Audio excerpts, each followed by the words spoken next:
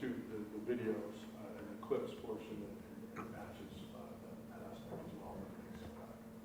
Okay. And in addition, we are going to withdraw 4B, the vehicle pursuit policy for Vernon Township. The what? It was the vehicle pursuit policy. I don't think anybody actually talked about it, so we'll just withdraw that. Okay.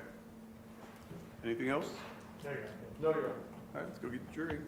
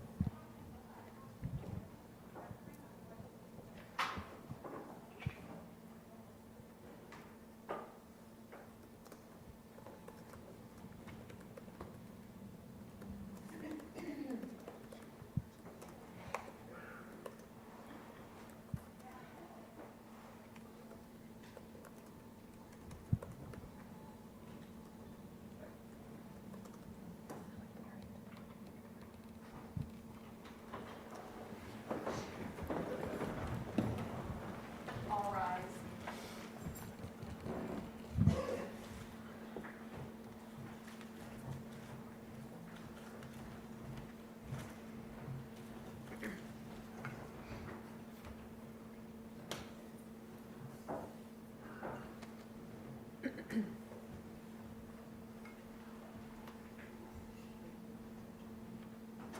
Everyone can have a seat.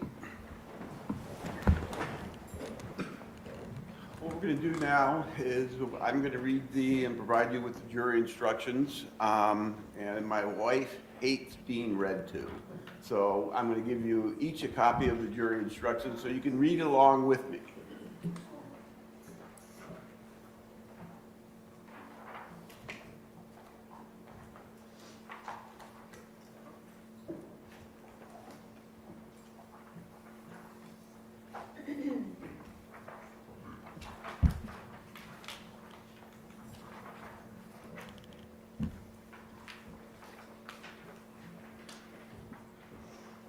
Has it?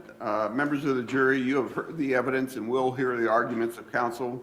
The court and the jury have separate functions. You decide the disputed facts and the court provides the instructions of law. It is your sworn duty to accept these instructions and to apply the law as it is given to you. You are not permitted to change the law or apply your own conception of what you think the law should be. A criminal case begins with the filing of an indictment. The indictment informs the defendant that they have been charged with an offense. The fact that it was filed may not be considered for any other purpose. A plea of not guilty is a denial of the charge and puts in issue all the essential elements of the offense. The defendant is presumed innocent unless guilt is established beyond a reasonable doubt. The defendant must be acquitted of an offense unless the state produces evidence which convinces you beyond a reasonable doubt of every essential element of the offense. Reasonable doubt is present when, after you have carefully considered and compared all the evidence, you cannot say you were firmly convinced of the truth of the charge. Reasonable doubt is doubt based upon reason and common sense. Reasonable doubt is not mere possible doubt because everything relating to human affairs or depending on moral evidence is open to some possible or imaginary doubt. Proof beyond a reasonable doubt is proof of such character that an ordinary person would be willing to rely and act upon it in the most important of their own affairs. Evidence is all the testimony received from the witnesses, exhibits admitted during the trial, and facts agreed to by counsel. Evidence may be direct or circumstantial or both. Direct evidence is the testimony given by a witness who has seen or heard the facts to which the witness testifies. It includes exhibits admitted into evidence during the trial and stipulations of fact agreed to by counsel. Circumstantial evidence is proof of facts or circumstances by direct evidence from which you may reasonably infer other related or connected facts which naturally and logically follow according to the common experience of people.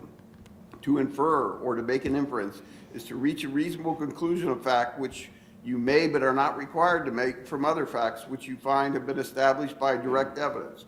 Whether an inference is made rests entirely with you. You may not make one inference from another inference, but you may draw more than one inference from the same facts or circumstances. Direct evidence and circumstantial evidence are of equal weight. You may consider both direct and circumstantial evidence. You must decide from all the direct and circumstantial evidence taken together whether the state has proven all the essential elements of the charged offenses beyond a reasonable doubt. The evidence does not include the indictment or any statement made by counsel during the trial unless that statement was an admission or agreement of certain facts. The opening statements and closing arguments are not evidence. They are designed to assist you in evaluating the evidence. The evidence does not include any statements or answers that were stricken by the court or that you were instructed to disregard. Stricken statements and answers must be treated as though you never heard them. You must not speculate why an objection was sustained to any question or what the answer to that question might have been. You must not draw any inference or speculate on the truth of any suggestion included in a question that was not answered. A number of exhibits and testimony relating to them have been introduced throughout the trial. You will decide what weight, if any, the exhibits should be given in light of the evidence. These exhibits may include, but are not limited to, documents, reports, video, audio exhibits, and other physical items. The numbering or lettering of the exhibits that you take to the jury room may not follow consecutively. There are several reasons for this. An exhibit may not have been submitted by the party who produced it during the trial, or the court may not have admitted an exhibit because of a legal or procedural reason or ruling. Do not draw any inference because you do not have a particular exhibit. You will have in the jury room the verdict forms and all the exhibits received in the evidence during the course of the trial. You may not be given any other exhibits during your deliberations, including trial transcripts. The lawyers are permitted to stipulate that certain facts exist. This means that both sides agree those facts do exist and are part of the evidence. You are to treat a stipulation as any other evidence. You are the judges of the facts, the credibility of the witnesses, and the weight of the evidence. To weigh the evidence, you must consider the credibility of the witnesses. You will use the test of truthfulness that you use in your daily lives. These tests include the appearance of each witness upon the stand, the witness's manner of testifying, the reasonableness of the testimony, the opportunity the witness had to see, hear, and know the things which the witness testified, and the witness's accuracy of memory, frankness or lack of it, intelligence, interest, and bias defending, together with all the facts and circumstances surrounding the testimony. Use these tests and assign each witness such weight as you deem proper. You are not required to believe the testimony of any witness simply because the witness was under oath. You may believe or disbelieve all or any part of the testimony of any witness. It is your duty to decide what the testimony to be believed and what the testimony not to be believed. You should not decide any issue of fact merely on the basis of the number of witnesses who testify on each side of an issue. Rather, the final test in judging evidence should be the force and weight of the evidence, regardless of the number of witnesses on each side who testify to an issue. The testimony of one witness, if believed by you, is sufficient to prove any disputed fact.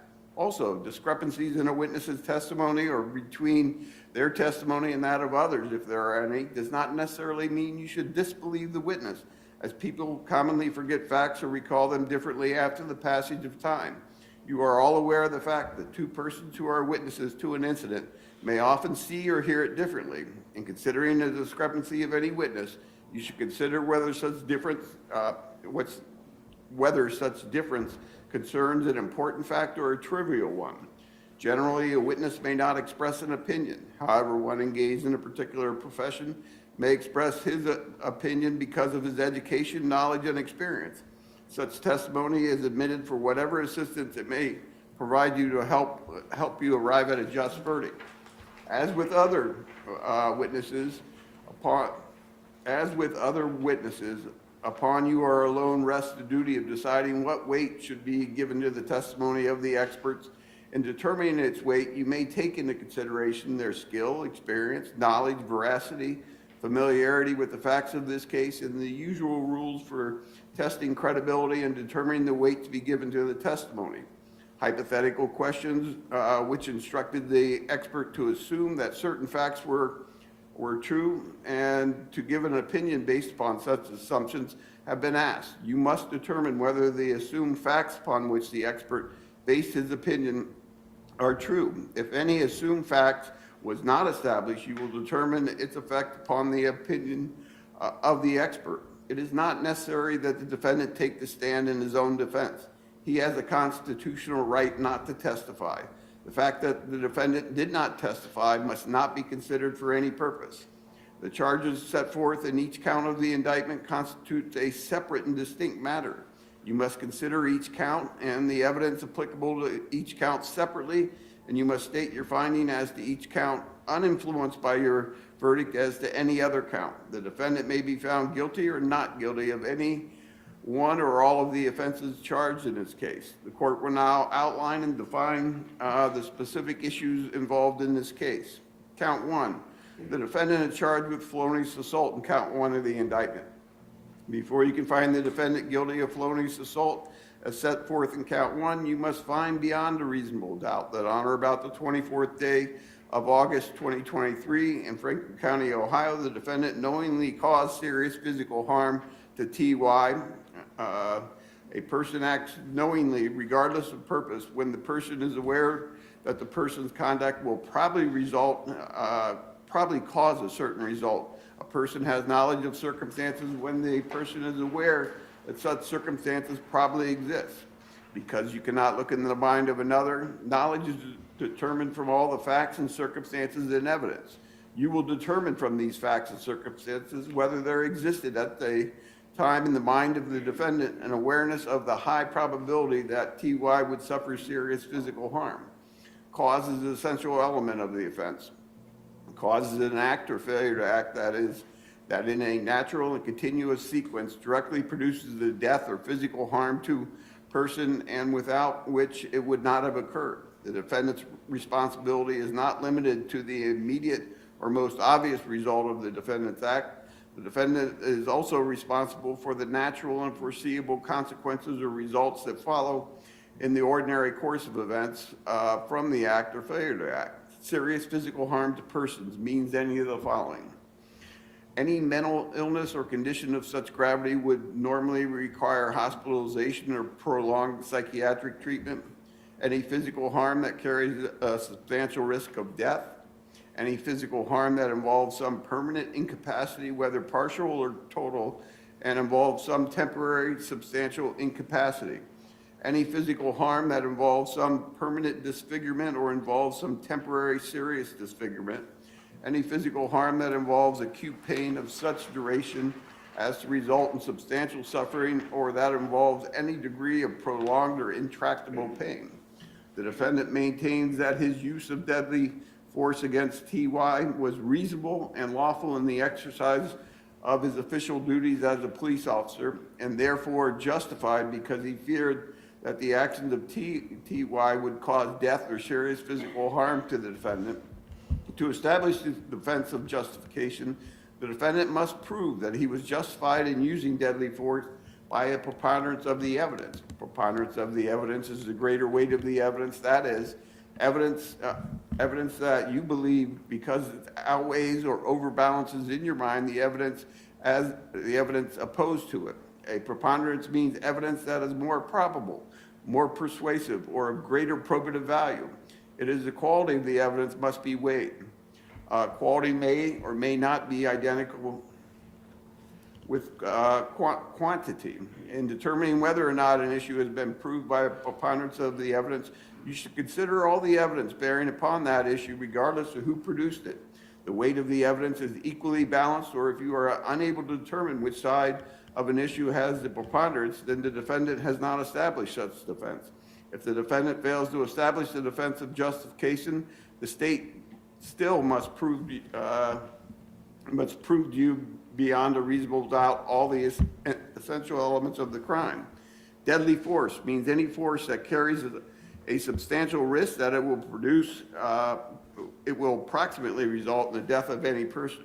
The standard of law to be applied in determining whether the use of deadly force by a police officer is justified is as follows. Deadly force may be used if the officer reasonably believes that such force is necessary to defend himself from the actual use or imminent use of physical force by the suspect that poses the threat of death or serious physical harm. If such circumstances exist, then the officer's use of deadly force is not unreasonable. The test of reasonableness requires a careful attention to the facts and circumstances, including but not limited to the severity of the crime that the defendant police officer was addressing, whether TY posed an immediate threat to the safety of the defendant police officer or others, and whether TY was actively resisting arrest or attempting to evade arrest by flight. The reasonableness of a particular use of force must be judged from the perspective of a reasonable officer on the scene, rather than with 20/20 vision of hindsight.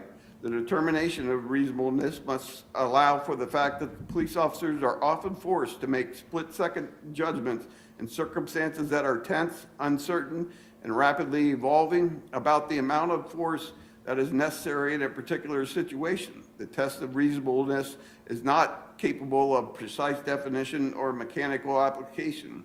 The reasonableness inquiry is an objective one. The question is whether the officers were objectively reasonable in light of all the facts and circumstances confronting him without regard to his underlying intent or motivation. If you find that the state proved each and every element of the considered offense beyond a reasonable doubt, the defendant did not prove justification by a preponderance of the evidence, your verdict must be guilty. However, if you find that the state has failed to prove beyond a reasonable doubt all the essential elements of the crime of felonious assault, or if you find that the defendant has proven the affirmative defense of justification by a preponderance of the evidence, your verdict, count one, must be not guilty.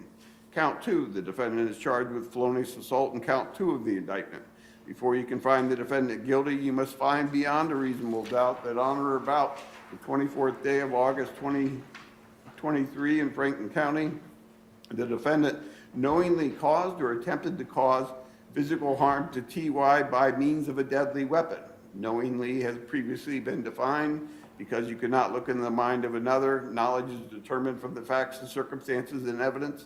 You will determine from these facts and circumstances whether there existed in the mind of the defendant an awareness of a high probability that TY would suffer physical harm by means of a deadly weapon. Cause has previously been defined. Physical harm to person means any injury, illness, or other physiological impairment, regardless of its gravity or duration. An attempt occurs when a person knowingly engages in conduct, if successful, would result in physical harm. Deadly weapons means any instrument, device, or thing capable of inflicting death and designed or specifically adapted for use as a weapon or possessed, carried, or used as a weapon.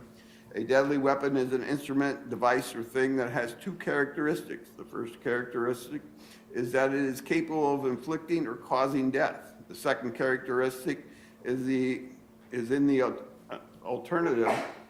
Either the instrument, device, or thing was designed or specifically adapted for use as a weapon, or it was possessed, carried, or used, in this case, as a weapon. These are questions of fact for you to determine. The defendant is alleging the affirmative defense of justification in count two. To establish this defense, this defense of justification, the defendant must prove that he was justified in using deadly force by a preponderance of the evidence. Preponderance of the evidence, deadly force, and reasonableness have been previously explained for you. If you find that the state proved each and every element of the considered offense beyond a reasonable doubt, and the defendant did not prove justification by a preponderance of the evidence, your verdict must be guilty. However, if you find that the state has failed to prove beyond a reasonable doubt all the essential elements of the crime of felonious assault, or if you find the defendant has proved the affirmative defense of justification by a preponderance of the evidence, your verdict, count two, must be not guilty.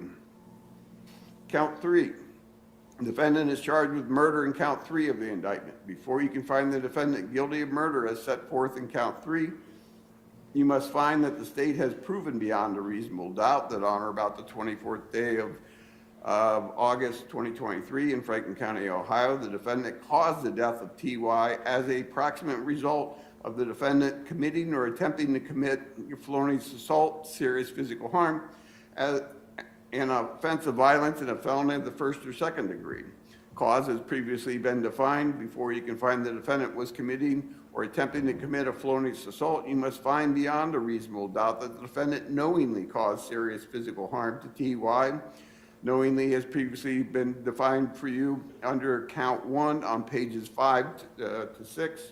Cause has previously been defined. Serious physical harm has previously been defined. The defendant is alleging the defense of justification in count 3. To establish this defense of justification, the defendant must prove that he was justified in using deadly force by a preponderance of the evidence. Preponderance of the evidence, deadly force and reasonableness have previously been explained for you. If you find the defendant proved each and every element of the considered offense beyond a reasonable doubt, and the defendant did not prove justification by a preponderance of the evidence, your verdict must be guilty. However, if you find that the state has failed to prove beyond a reasonable doubt all the essential elements of the crime of murder, or if you find the defendant has proven the affirmative defense of justification by a preponderance of the evidence, your verdict as to count 3 must be not guilty. Count 4, the defendant is charged with murder in count 4 of the indictment. Before you can find the defendant guilty of murder as set forth in count 4, you must find that the state has proved beyond a reasonable doubt that on or about the 24th day of August 2023 in Franklin County, Ohio, the defendant caused the death of T.Y. as a proximate result of the defendant committing or attempting to commit felonious assault, deadly weapon, an offense of violence, and a felony of the first or second degree. Cause has previously been defined. Before you can find the defendant was committing or attempting to commit a felonious assault, you must find beyond a reasonable doubt that the defendant knowingly caused or attempted to cause physical harm to T.Y. by means of a deadly weapon. Knowingly has previously been defined for you under count 1 on page 9. Cause has previously been defined. Physical harm to persons has previously been defined. Attempt has previously been defined. Deadly weapon has previously been defined. The defendant is alleging the affirmative defense of justification and count, it should be count 4. Just for counsel, with the, when I referred to count 1, should that be count 2 on page 9? On page 11, 3 lines up. Yes, sir. We'll get you amended ones. The defendant is alleging the defense of justification in count 4. To establish this defense of justification, the defendant must prove that he was justified in using deadly force by a preponderance of the evidence. Preponderance of the evidence, deadly force, and reasonableness have previously been defined for you. If you find the state proved each and every element of the considered offense beyond a reasonable doubt, and the defendant did not prove justification by a preponderance of the evidence, your verdict must be guilty. However, if you find that the state has failed to prove beyond a reasonable doubt all the essential elements of the crime of murder, or if you find the defendant has proven the affirmative defense of justification by a preponderance of the evidence, your verdict as to count 4 must be not guilty. Count 5, the defendant is charged with involuntary manslaughter. Before you can find the defendant guilty, you must find beyond a reasonable doubt that on or about the 24th day of August 2023 and in, should be Franklin County, Ohio, the defendant caused the unlawful termination of the pregnancy of T.Y. as a proximate result of committing or attempting to commit felonious assault, serious physical harm against T.Y. Cause has previously been defined. Unlawful termination of another's pregnancy means causing the death of an unborn member of the species Homo sapiens who is or was carried in the womb of another as a result of injuries inflicted during the period that begins It begins with fertilization and continues unless and until live birth occurs. Before you can find the defendant was committing or attempting to commit a felonious assault, you must find beyond a reasonable doubt that the defendant knowingly caused serious physical harm. Knowingly has previously been defined under count 1 on pages 5 and 6. Cause has previously been defined. Serious physical harm has previously been defined. The defendant is alleging affirmative defense of justification in count 5. To establish this defense of justification, the defendant must prove that he was justified in using deadly force by a preponderance of the evidence. Preponderance of the evidence, deadly force, and reasonableness have previously been explained to you. If you find that the state proved each and every element of the considered offense beyond a reasonable doubt, and the defendant did not prove justification by a preponderance of the evidence, your verdict must be guilty. However, if you find that the state has failed to prove beyond a reasonable doubt all the essential elements of the crime of involuntary manslaughter, or if you find the defendant has proven the affirmative defense of justification by a preponderance of the evidence, your verdict as to count 5 must be not guilty. Count 6. The defendant is charged with involuntary manslaughter. Before you can find the defendant guilty, you must find beyond a reasonable doubt that on or about the 24th day of August 2023 and in Franklin County, Ohio, the defendant caused the unlawful termination of the pregnancy of TY as a proximate result of committing or attempting to commit felonious assault deadly weapon against TY. Cause has previously been defined. Unlawful termination of another's pregnancy has previously been defined. Before you can find the defendant was committing or attempting to commit a felonious assault, you must find beyond a reasonable doubt that the defendant knowingly caused or attempted to cause physical harm to TY by means of a deadly weapon. Knowingly has previously been defined for you under count 2 on page 9. Cause has been previously defined. Physical harm to person has previously been defined. Attempt has previously been defined. Deadly weapon has previously been defined. Another's unborn has previously been defined.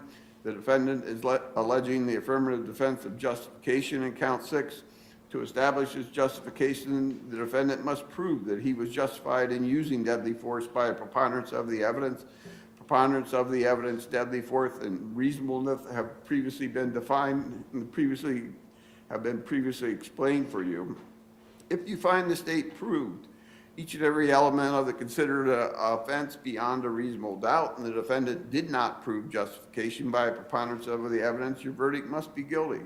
However, if you find that the state has failed to prove beyond a reasonable doubt all the essential elements of the crime of involuntary manslaughter, or if you find that the defendant has proven the affirmative defense of justification by a preponderance of the evidence, your verdict as to count 6 must be not guilty. I will read the verdict forms. You are not to place any emphasis on the order in which I read the forms. You will have 12 verdict forms. You may not discuss or consider the subject of punishment. Your duty is confined to the determination of guilt or innocence of the defendant. In the event you find the defendant guilty, the duty to determine punishment is placed by law upon the court. And here is each of the verdict forms. There's case caption, first verdict. We, the jury, upon our oaths and law and evidence in this case, find the defendant guilty of felonious assault as charged in count 1 of the indictment, signed this blank day of November 2025 by each and every juror. You'll see there's 12 signature lines on that. Second verdict form, same case caption. We, the jury, upon our oaths and law and evidence in this case, find the defendant not guilty of felonious assault as charged in count 1 of the indictment, signed this blank day of November 2025 by each and every juror. Third verdict form, we, the jury, upon our same case caption. We, the jury, upon our oaths and law and evidence in this case, find the defendant guilty of felonious assault as charged in count 2 of the indictment, signed this blank day of November 2025 by each and every juror. Same case caption, we, the jury, upon our oaths and law and evidence in this case, find the defendant not guilty of felonious assault as charged in count 2 of the indictment, signed this blank day of November 2025 by each and every juror. Next verdict form, same case caption, we, the jury, upon our oaths and law and evidence in this case, find the defendant guilty of murder as charged in count 3 of the indictment, signed this blank day of November 2025 by each and every juror. Next verdict form, same case caption. We, the jury, upon our oaths and law and the evidence in this case, find the defendant not guilty of murder as charged in count 3 of the indictment, signed this blank day of November 2025 by each and every juror. Next verdict form, same case caption. We, the jury, upon our oaths and law and evidence in this case, find the defendant guilty of murder as charged in count 4 of the indictment, signed this blank day of November 2025 by each and every juror. Next verdict form, same case caption. We, the jury, upon our oaths and law and evidence in this case, find the defendant not guilty of murder as charged in count 4 of the indictment, signed this blank day of November 2025 by each and every juror. Next verdict form, same case caption. We, the jury, upon our oaths and law and evidence in this case, find the defendant guilty of involuntary manslaughter as charged in count 5 of the indictment, signed this blank day of November 2025 by each and every juror. Next verdict form, we, the jury, same case caption. We, the jury, upon our oaths and law and evidence in this case, find the defendant not guilty of involuntary manslaughter as charged in count 5 of the indictment, signed this blank day of November 2025 by each and every juror. Next verdict, same case caption. We, the jury, upon our oaths and law and evidence in this case, find the defendant guilty of involuntary manslaughter as charged in count 6 of the indictment, signed this blank day of November 2025 by each and every juror. And the final verdict, same case caption. We, the jury, upon our oaths and law and evidence in this case, find the defendant not guilty of involuntary manslaughter as charged in count 6 of the indictment, signed this blank day of November 2025 by each and every juror. You must not be influenced by any consideration of sympathy or prejudice. It is your duty to carefully weigh the evidence, to decide all disputed questions of fact, to apply the instructions of the court to your finding, and to render your verdict accordingly. In fulfilling your duty, your efforts must be to arrive at a just verdict. Consider all the evidence and make your findings with intelligence and impartiality and without bias, sympathy, or prejudice, so that the state of Ohio and the defendant will feel that their case was fairly and impartially tried. If during the course of the trial the court said or did anything that you considered an indication of the court's view on the facts, you are instructed to disregard it. And now we'll get into the closing arguments of counsel. Any closing arguments on behalf of the state?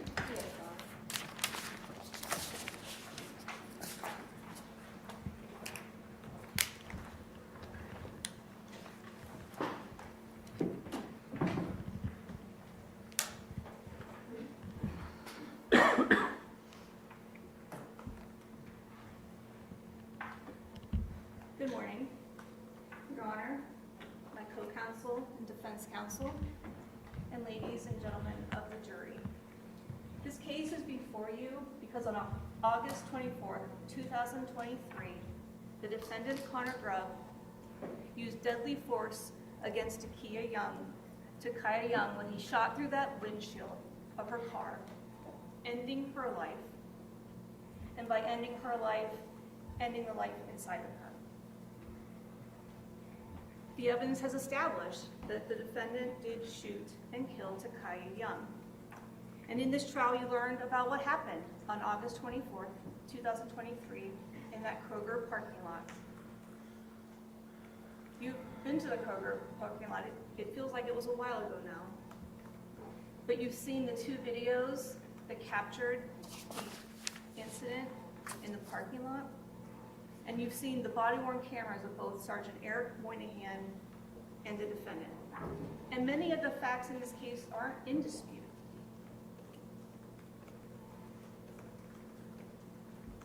There's no dispute that this happened on August 24th, 2023.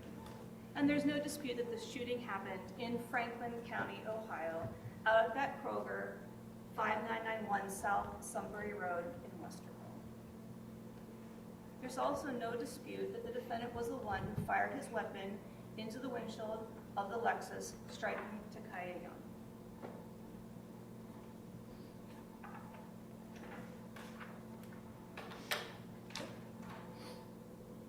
And the evidence supported that. The state presented the evidence that Officer Ryan Schleve from the Westerville Police Department found the casing, the spent casing in that parking lot. It was eventually marked with a cone, marked with a placard. You also learned from Dr. Harshbarger from the coroner's office that a projectile, a fired bullet, was recovered from the body of Takaya Young during that autopsy. And you learned that Special Agent Tackett collected the firearm of the defendant from him at the London Township Police Department. And then you heard from Andrew McClelland from BCI, who was the firearms examiner, and he explained to you how he took that firearm from the defendant and he compared it to that fired bullet in the autopsy. He compared it to that spent casing in the parking lot, and they came from the same gun.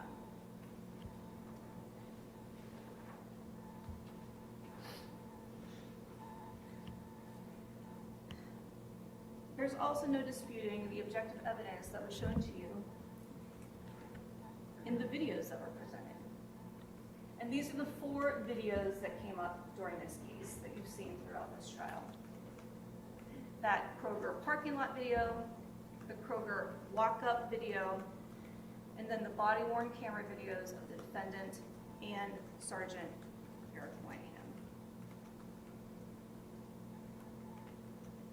The judge has just read to you the jury instructions, and you will have a copy of those that go back to you with you to the jury room. And he explained to you what charges this defendant has been charged with. And it's easier, I think, sometimes to visually see how those elements play out. So I'm going to start really with the murder counts. Those are counts 3 and 4. And they're based upon the felonious assault counts, which are counts 1 and 2. And remember back in jury selection and voir dire, I talked to you about, maybe you didn't know this at the time, but there are different offenses that meet the same behavior, and the state can charge each of those. And that's what we're talking about here. So you have murders based on different kinds of felonious assaults. So here are counts 3 and 4. The defendant caused the death of Takaya Young as a proximate result of committing or attempting to commit felonious assault. And that is a felony of the 1st or 2nd degree and an offense of violence. So then you have to talk about the underlying offenses.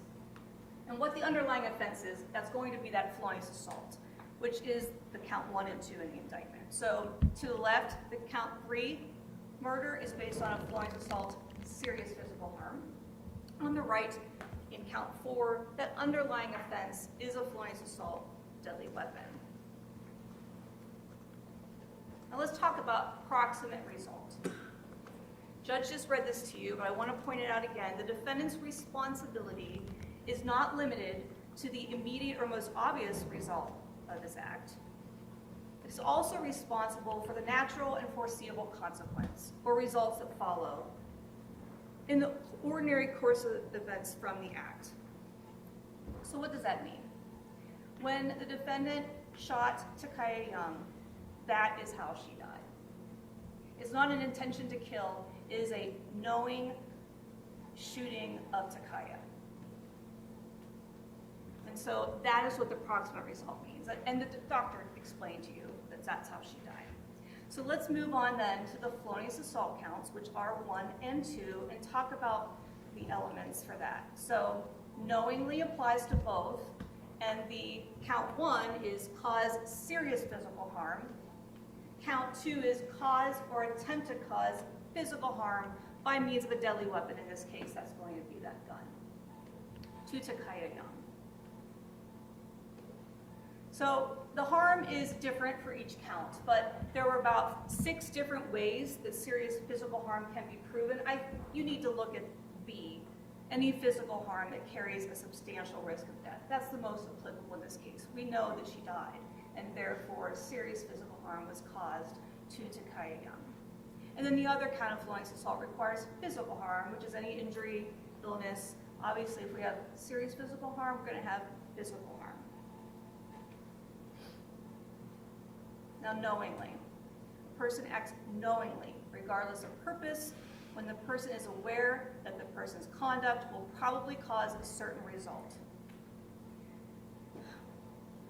you heard from Dr. Harshbarger about how the bullet wound took the life of Takaya Young. And when you shoot the gun, you know what's going to happen when you shoot the gun. That's what knowingly means. And how do you determine it?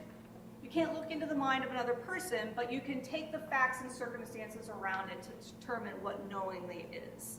So the question is, when the defendant pulled the trigger of his gun, did there exist at the time in the mind of the defendant an awareness of the high probability that Takaya Young would suffer serious physical harm? That's going to be the count 1 felonious assault, count 3 murder, or that Takaya Young would suffer physical harm by means of a deadly weapon.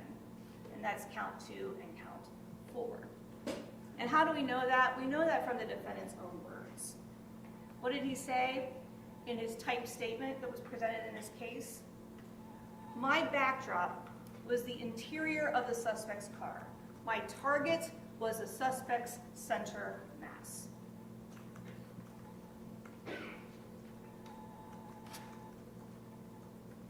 So, you heard some questions of officers who took the stand. It's not an intent to hurt somebody, is it, when you're shooting for center mass? Please do not get confused over the word of intent, because what the state has to prove to you, and has proven to you, is knowingly. When you knowingly aim at and shoot at center mass of a person, then you know what the result will be. That's the purpose of your result.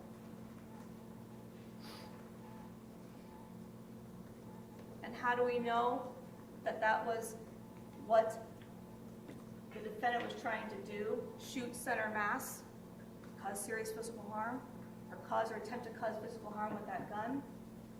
Because where he was aiming. So here's a screenshot from his body-worn camera, and there's Takaya. There's the bullet hole in the windshield. And then to the right is the clothes that Special Agent Tackett recovered from the body of Takaya at the hospital. And look where the hole is. And then you heard from the coroner about that specific injury.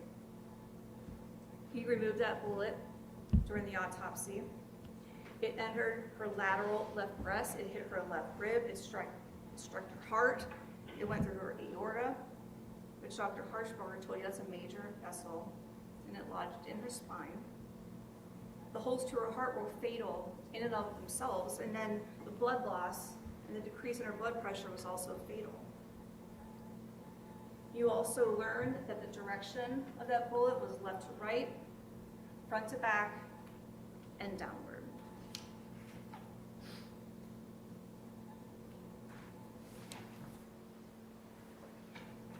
So again, a person has knowledge of circumstances when the person is aware that such circumstances probably exist. You can't say, oh, I didn't intend to kill, I was just stopping the threat.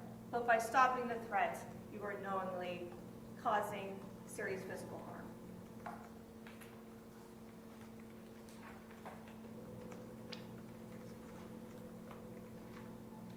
So let's talk about counts 5 and 6, the involuntary manslaughter counts. And this is for the termination of Takaya Young's pregnancy. The judge read to you, it's in your instructions, what termination of a pregnancy means. But yet again, we have the elements of the involuntary manslaughter charges. And these are based upon the approximate result of, again, committing those two different kinds of felonious assault. Count 5, the felonious assault, serious physical harm. Count 6, the felonious assault, deadly weapon. Now, the coroner explained to you that the baby died because of this gunshot wound to Takaya. The baby hadn't died in utero beforehand, and we also know that because in her car was an ultrasound, and that was taken the day before this happened, August 23rd, 2023. And it gave 26 weeks, 2 days. That baby died because of this gunshot and no other reason. Dr. Harshbarger also told you, in his opinion, that fetus was 25 to 28 weeks and there was no evidence of the baby dying before this happened.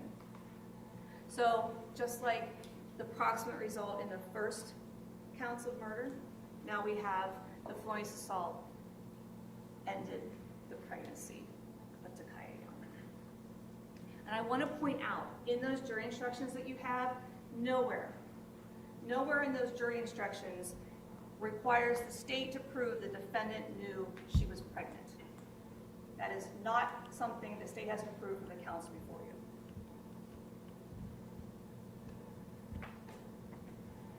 So, did the state prove beyond a reasonable doubt that the defendant committed the 6 offenses he's charged with? The murder? Yes.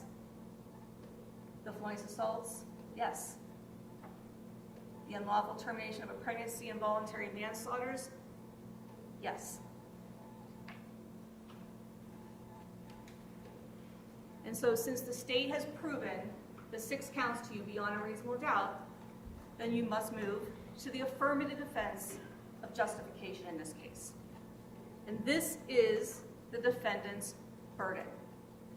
Our burden was to prove beyond a reasonable doubt the 6 counts, and now it is the defendant's burden by a preponderance of the evidence to prove to you he was justified in using deadly force against Takaya Young. Here's the definition again. It's in your jury instructions. The greater weight of the evidence. That is, evidence that you believe because it outweighs or overbalances in your minds the evidence opposed to it. And it is a tipping of the scale. This is the legal definition of it. But it is the defendant's burden, and you can consider all the evidence when making this examination. It doesn't matter who produced the evidence, you can evaluate all of it. That's in the jury instructions. But I want to be clear about something when you are going over whether or not the defendant has met the burden. If the weight of the evidence is equally balanced on this issue, or if you're unable to determine which side of the issue has the preponderance, then the defendant has not met his burden, and you must find the defendant guilty. So what comes up in this defense of justification? Well, the use of deadly force. And it is an objective analysis. Reasonableness. The test for reasonableness is an objective one, in light of all the facts and circumstances confronting him at the time. But you don't put yourself in his shoes. It's the position of a reasonable officer on the scene. What would a reasonable officer have done? And again, it's only what the defendant knew of at the time. So the question is whether his action was objectively reasonable in light of all the facts and circumstances confronting him, without regard to his underlying intent or motivation. And you've heard about these Graham factors. You've learned more case law in this trial probably than you'll ever learn about again. But those Graham factors were brought up many times during this trial. But you are not limited to the Graham factors. Those are specific things that the law has said you must consider, but that's not what you're limited to. I want to remind you of that. So what do we have? The severity of the crime that officer was addressing, whether Takaya Young posed an immediate threat to the safety of the defendant or others, and was she actively resisting arrest or attempting to evade arrest by flight. So let's talk about some of those. Severity of the crime. We told you from the beginning, Takaya Young stole liquor from that Kroger store. And the Kroger employee had run out and informed Sergeant Moynihan, hey, she stole. That's the information that Sergeant Moynihan would have had at the time. And then the video, the body-worn camera videos of both Moynihan and the defendant showed that Officer Grubb would have been in a position to hear Moynihan confronting her about that theft. So that's all the information he would have had when you watched the video. And heard from Sergeant Eric Moynihan in this trial. He testified in the defense's case. And he told you, I was investigating a theft, and it was a misdemeanor. And he was asked more questions, well, she wasn't cooperating with you, and she wasn't. There's no disputing. She was not doing what Sergeant Moynihan wanted her to do. She was not getting out of the car. But Sergeant Moynihan told you that's still a misdemeanor. So they are investigating a misdemeanor. Now, the defense wants to make that into a felonious assault or an aggravated robbery, claiming that she's fleeing the scene after taking those liquor bottles. But again, you have to go back to some of the questions asked of even Kevin Davis. This was not a felonious assault, serious physical harm, because the defendant did not suffer serious physical harm.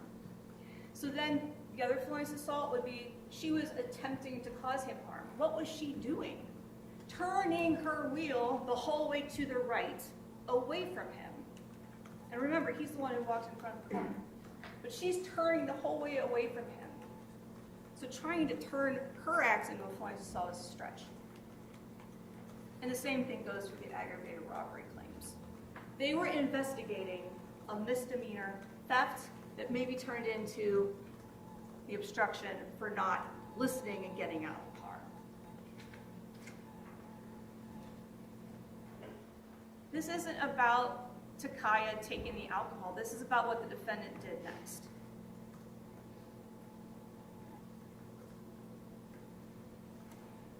When I talk about Takaya turning her wheel, remember the clip of that was played for Kevin Davis. I mean, she hand over hand over hand. And then you can see in the video, I think it was even paused at times, her wheels are the whole way.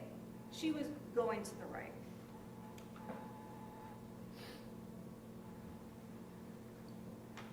And this also goes into whether or not then Takaya posed the immediate threat to the safety of the defendant or others. And the state asserts that she wasn't trying to hit him, she was trying to get away from him, which maybe goes into that third factor of trying to evade arrest, but it definitely does not elevate those first two factors. It's not reasonable to stop someone for a theft at all costs. And you heard that Sergeant Eric Moynihan even testified, if she'd gotten away, we wouldn't even be allowed to pursue her. That is the severity of this crime that they were investigating. It was a theft, a misdemeanor theft. Now you've also heard a lot of law and comments about hindsight. It's in the jury instructions, the issue of 20/20 hindsight. We can't go back with things that we know now and apply that to a decision made earlier. But that does not mean that an officer's claim of justification can't be reviewed.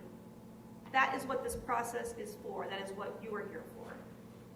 The state is not saying that the defendant woke up that morning and wanted to discharge his firearm. But the state is saying when he made that decision, it was not a reasonable one, which means it was not a justified shooting. And you are not limited to those Graham factors. And one of the things that goes into your determination of reasonableness in this case is the defendant's own statements. The statements he made at the scene, the statement he made to the medic at the Blenheim Township Police Department, that typed statement that was submitted 2 months later, and then there was an email with some follow-up questions and answers, I think a month or so later. So let's talk about the defendant's claim of these injuries to his legs. You heard from Officer Peter Ferguson. He was with the Minerva Park Police Department at the time. And when officer saw him, he told you that he said, "Are you good?" And the defendant said, "It's not mine." There was never a word about any injuries to his legs when Officer Ferguson asked him if he was good. Officer Schleve also testified, and you saw a video of his interaction with the defendant after this shooting. And again, he's asking him, "Are you okay?"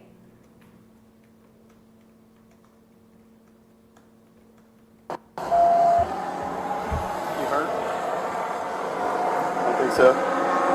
Westerville fire to all responding. Is that yours? I'm not sure. Sudbury Road, you're clear to enter.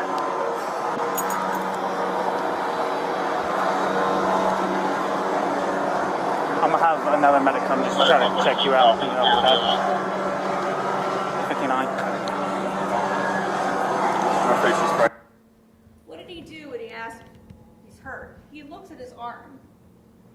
And we know from the evidence that injury would have been caused when he broke that glass in the driver's side door. But he never once looks down at his legs. He never once complains about injuries to legs. But he wants you to believe through some pictures and some expert witnesses that those injuries were caused when he was struck by the car. Well, let's get him to the blame. You hurt?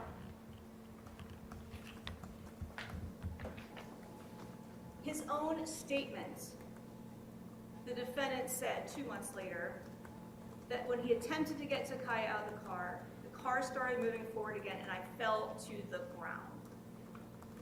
So when I was talking to the defense witness, Dr. DeMolin, he never put anything about that in his report. He just made a statement, oh, the injuries were caused when he got struck by the car. But he did ultimately admit, okay, it would have been caused, it could have been caused when he fell to the ground. And the body-worn camera shows that this happened in addition to these words. There it is.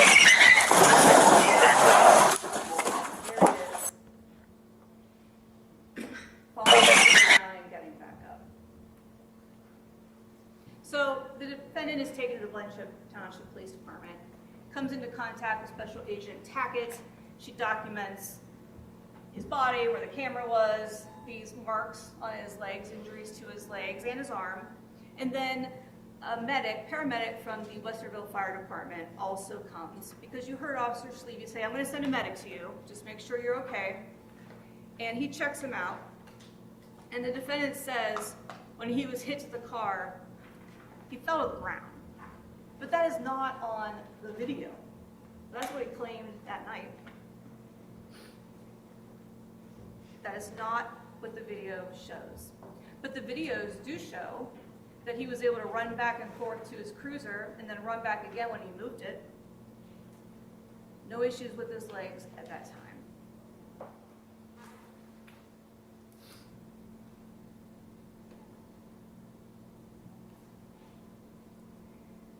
Facts and circumstances to consider in this reasonableness determination.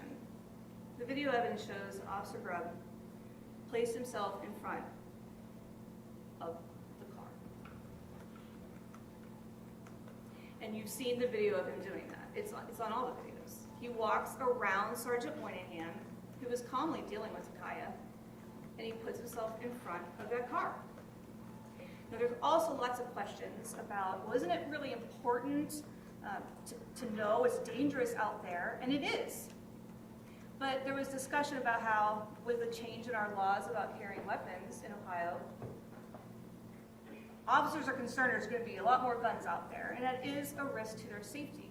But what does that mean an officer is going to be doing? An officer is going to be watching the hands.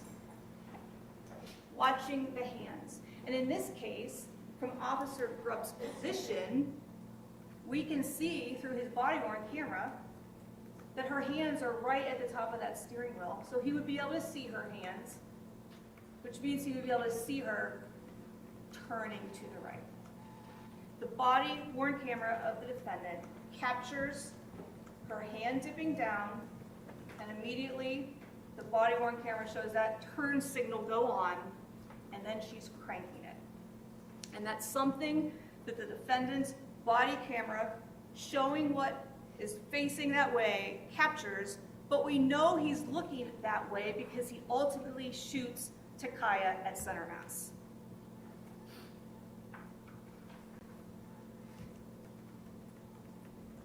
The video evidence contradicts the defendant's claims about his feet being completely off the ground, about his waist being on the hood of the car, and his body being carried by the car, the statement to the medic that he was thrown to the ground by the car. What does the video show? It shows him stepping forward and putting his hand on that hood. He steps to the car. He puts his hand on the car. The car is not putting itself on his hand. He is making that decision to advance to the car, put his hand on it, and he draws his weapon.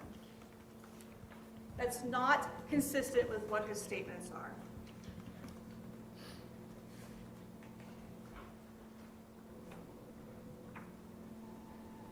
So let's talk about Professor Seth Stoughton. He's a professor at the University of South Carolina Law School. And he is an expert on police practices, use of force. And he talked to you about this case.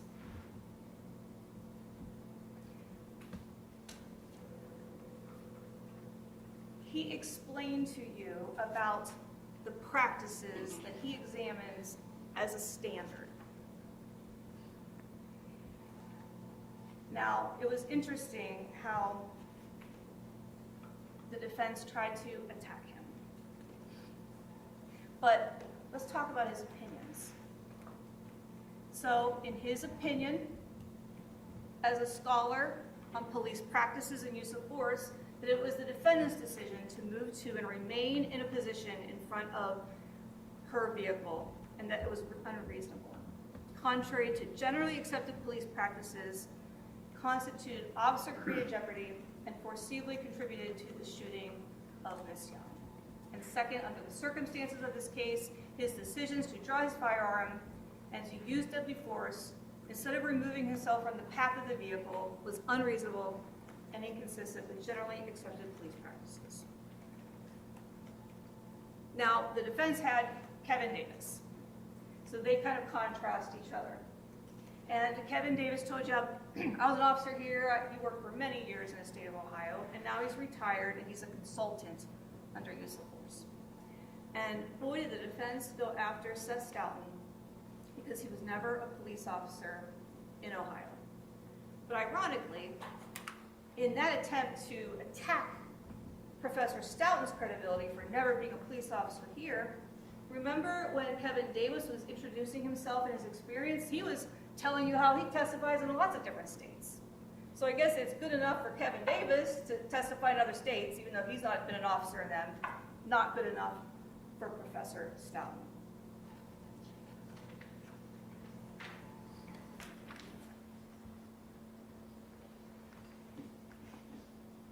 You know, it's interesting, when Sergeant Moynihan testified,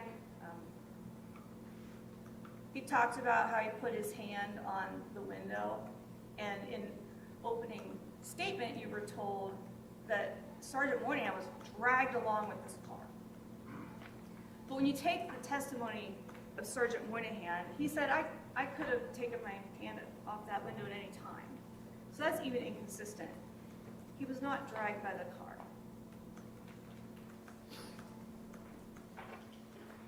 Sergeant Moynihan also told you he was surprised when the shot went off.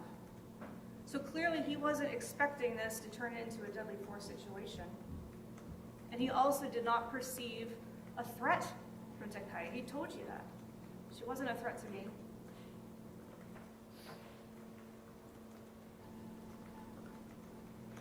But the defendant chose to walk past Sergeant Moynihan, who was trying to take care of the situation, and put himself in front of the car.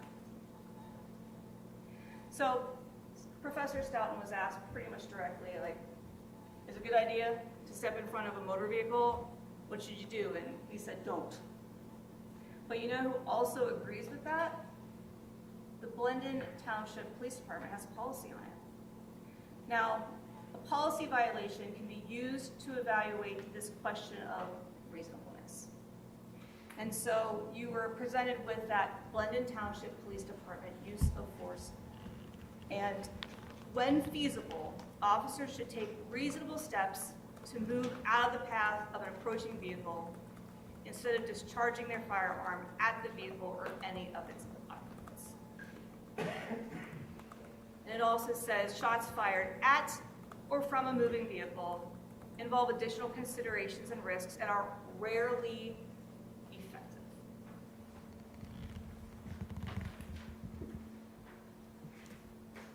was a lot of talk about, well, that was the best place for this contact and cover concept, and there's some disagreement about that too.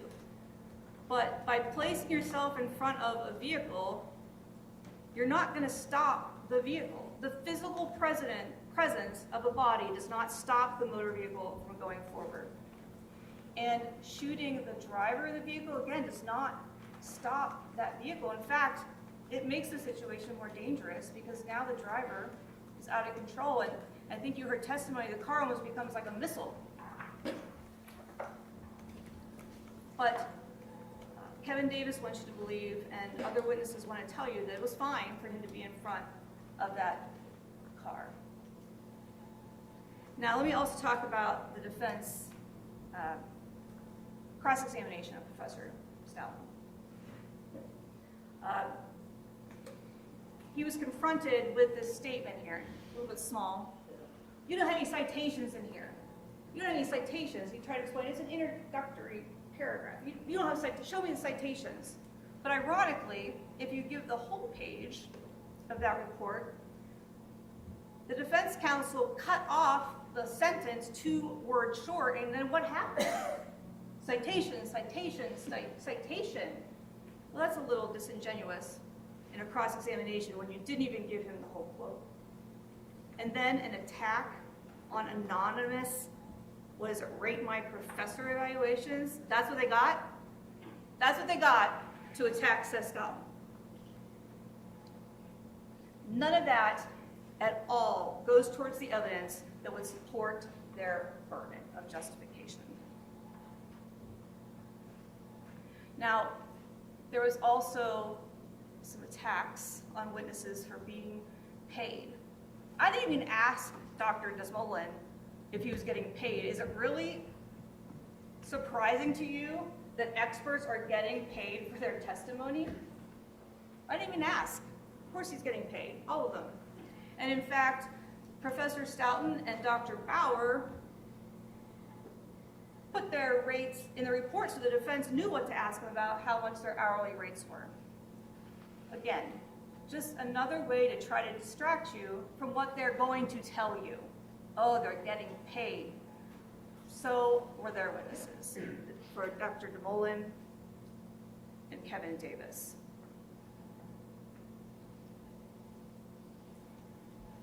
Now, Dr. DeMolin, when he testified from Canada, he came up with this animation the night before, he said, never given to us, to try to show you what happened. And then Dr. Bauer did get a chance to review that before he testified, and he showed you, in contrast to the video, how that animation does not match up with the objective evidence shown on that video. Just another attempt to distract you from what's on the video and what you know to be true.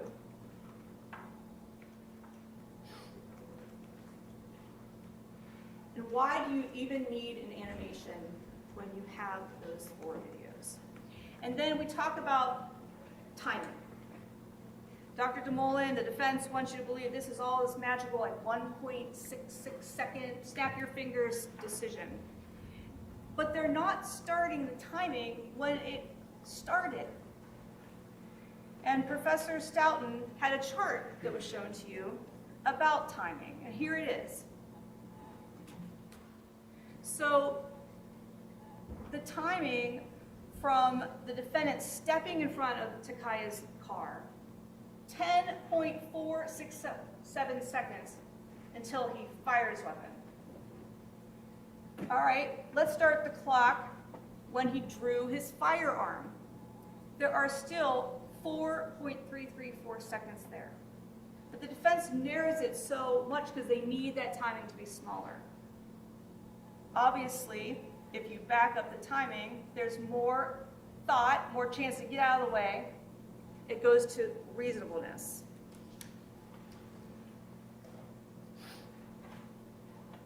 Let's talk about Kevin Davis again. I think he was, whenever talking about getting paid, he charges less than other people, he says. But I think it's kind of interesting, his report, until the weekend before he testified, had the wrong defendant's name in it, and the wrong victim's name in it. That's curious.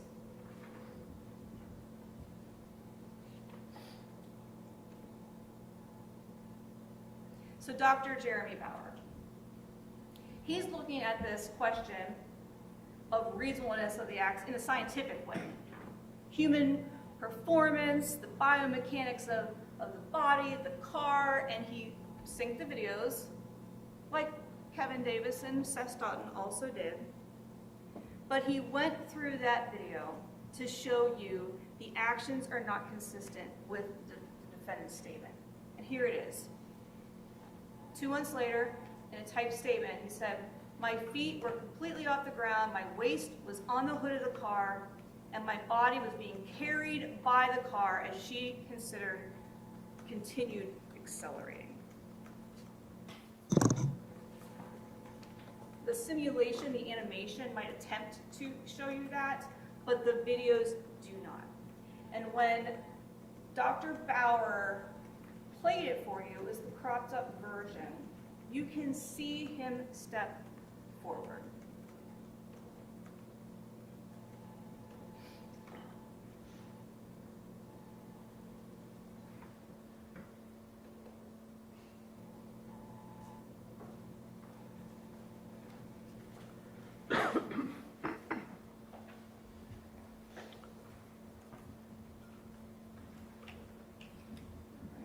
Switching over.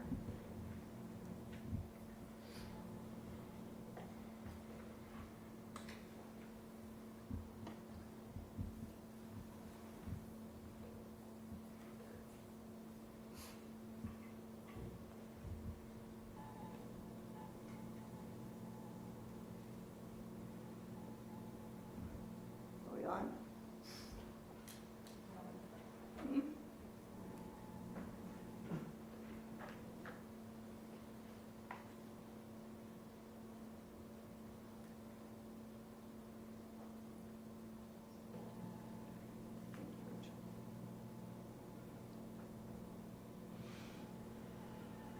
There we go.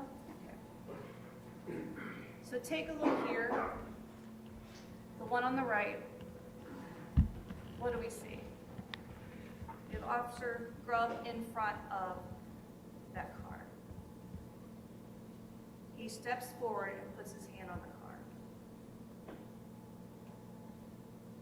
Again, he is approaching and making contact with that car, not the other way around.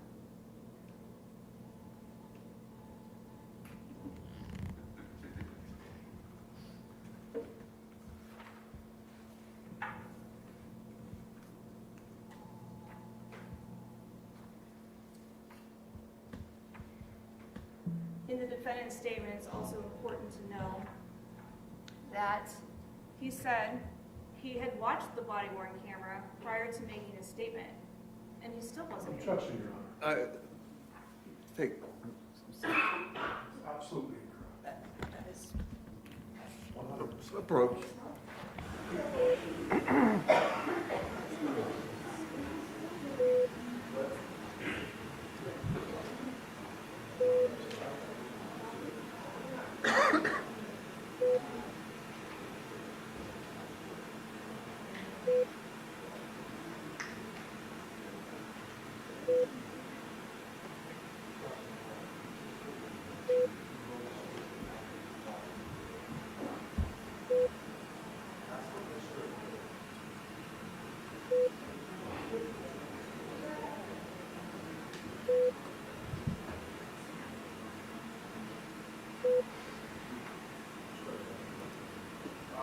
Well, the objection is sustained, and ladies and gentlemen, closing arguments are not evidence. You've heard all the evidence, and it's just a guide by the attorneys. And so, It doesn't change my opinion. You can read whatever you want. all right, I'm going to read it then. So, Same objection, Your Honor. in the statement of Officer Connor Grubb that was submitted to you as evidence, it's typed, "I have now had an opportunity to review the body-worn camera footage of the incident. And absolutely, Your Honor, that does not mean that he saw it, before he wrote a statement. Note your Like I said, objection. Strike that words, Your Honor. Overruled.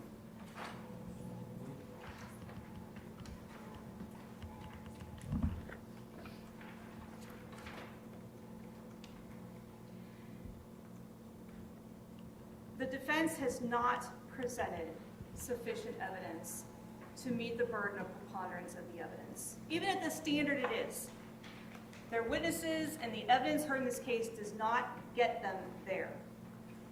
And because the evidence does not support their burden of justification, you must find the defendant guilty of the murders and the felonious assaults and the involuntary manslaughters. Thank you. I have to read this one more time. Carmen will scream at me if I don't give her a break. Do not discuss this case among yourselves. Do not permit anyone to discuss it with you or in your presence. It is your duty not to form or express an opinion on the case until it is finally submitted to you. Probably about 15 minutes. All rise.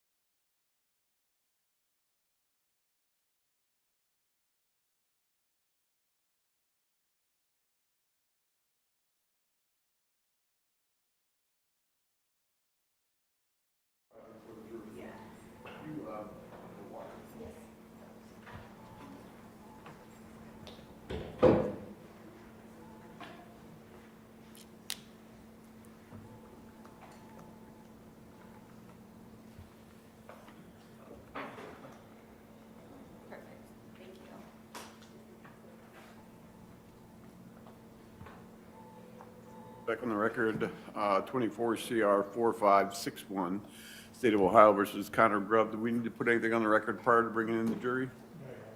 No, Your Honor. Let's go get jury. Maybe you needed a break.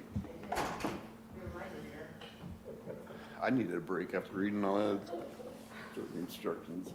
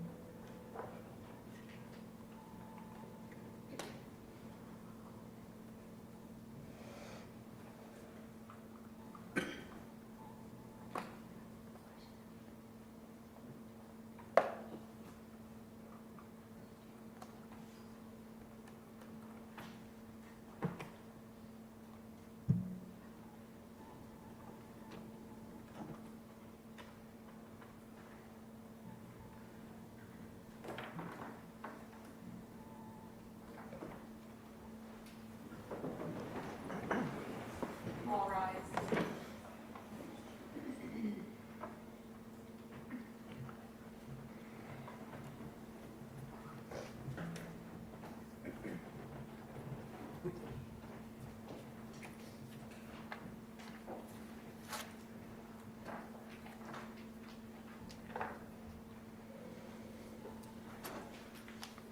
Have a seat. Any closing argument on behalf of the defense? Yes, sir. Are you set up? You may.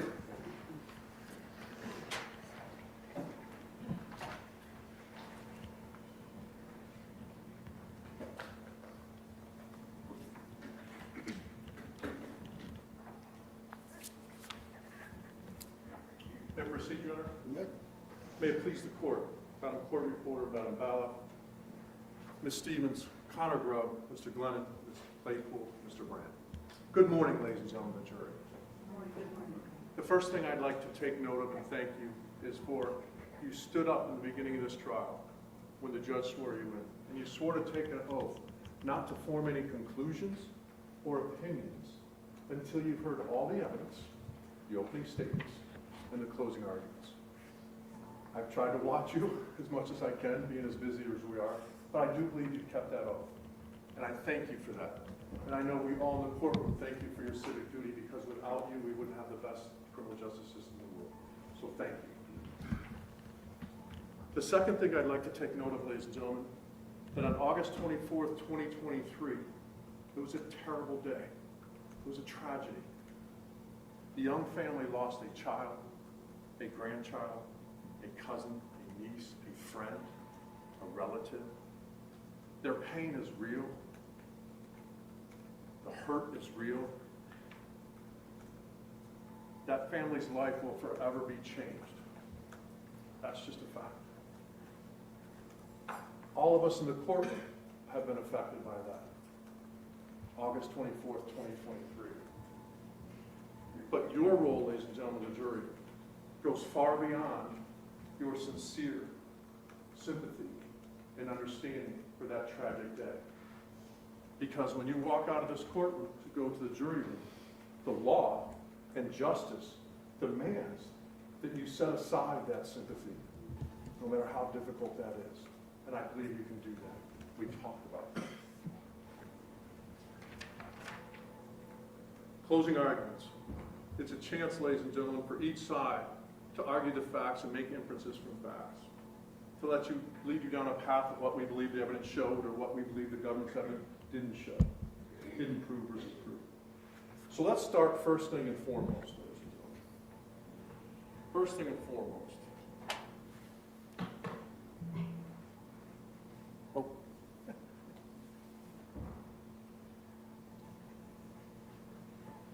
First and foremost in closing arguments. This is the defense of Connor Grubb. That person there, no matter how many times they call him a defendant, his name is Connor Grubb. He's a human being and he served his country honorably in the Marines. and received an honorable discharge and then immediately went into serving his community as a police officer. His name is Connor Grubb, no matter how many times she calls him a defendant. The basic analysis in the closing arguments, ladies and gentlemen, is first and foremost, you have to decide whether or not the government met their burden, okay? If they don't meet their burden of proof, your analysis stops. If they meet their burden of proof, then it shifts to us, okay? That's the basic premise here. If we meet our burden, the lower burden, I'll go over that, that trumps their burden, no matter what, okay? It's that simple. So let's examine each of the burdens, ladies and gentlemen. The prosecution, ladies and gentlemen, has the incredibly high burden, it's the highest in our system, of proof beyond a reasonable doubt. Proof of such nature, you would rely upon it in the most important of your own affairs. Surgery for a loved one, care for an elderly parent, who to watch your child, those types of things, all the way over there when we were talking about it. And it's not close. The government doesn't have to partially do it. They don't have to come close or even tie. It must be proof beyond a reasonable doubt. Doubt based on reason and common sense. They can't almost prove it, and they must prove each and every element. And again, we're not contesting most any element except the mental element here, ladies and gentlemen. The mental element. It's a very hard thing for the government to do, as the judge will instruct you. And if they fail, there's only one verdict, not guilty. And all the elements are required to be proven not guilty. You can feel, ladies and gentlemen, in your conscience and that common sense, that inner thing that helps you make decisions, something doesn't feel right in their case. That's what you can feel. The reason why, ladies and gentlemen, is because most of their testimony from fact witnesses helped Connor Grubb. They made his actions legal. The factual witnesses that the government put on made his actions legal. There are other witnesses that paid opinion witnesses contradict the law and contradict common sense. Their case in chief contradicts common sense. They don't want you to use your eyes and ears and let you see and watch and interpret. And that's why, ladies and gentlemen, they haven't met their burden. Contradicts common sense in key details. And then you wrap that together with two witnesses, opinion witnesses, who are professional second guessers. Their basic case, ladies and gentlemen, is to take a video showing life-saving measures, take a photo of an unborn fetus, wrap that together with two professional second guessers. That's their case. That's what it is, ladies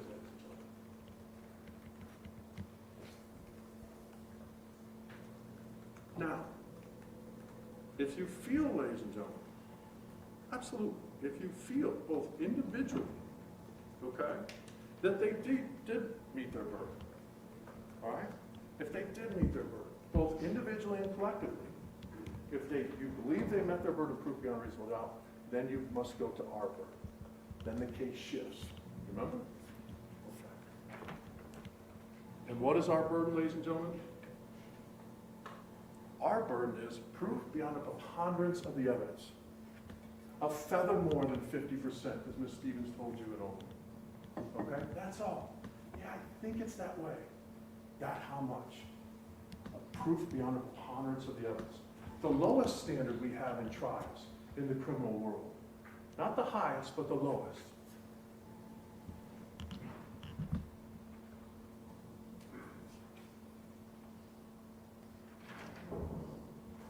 Now, our burden and how we prove it, okay? Our burden and how we prove it, and we accept that burden, and we take that burden seriously.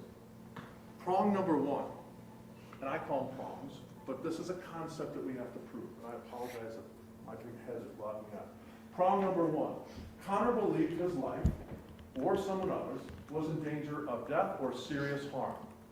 That's what we have to prove, prong number one. More likely than not, a tipping of the scales, a feather more than 50%.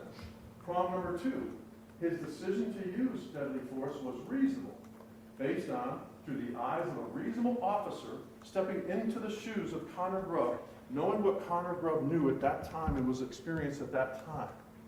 That's what we have to prove as well, those two concepts. Okay? So, how do we do that?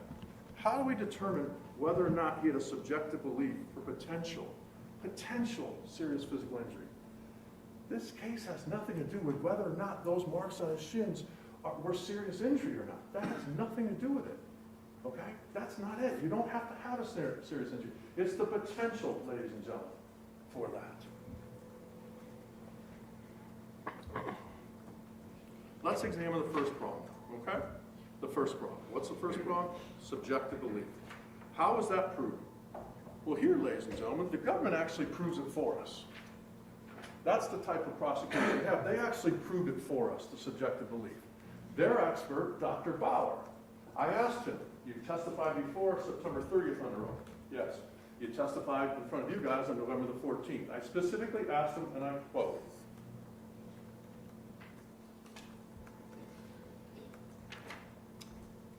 about subjective belief. And his answer, and he confirmed it twice, I'm not saying he didn't have a subjective belief of serious bodily injury. That was from their expert, Dr. Bauer. Not once, but twice testifying, I'm not saying he didn't have a subjective belief of serious bodily harm. Their own witness does that for us. Okay? Second way they did it.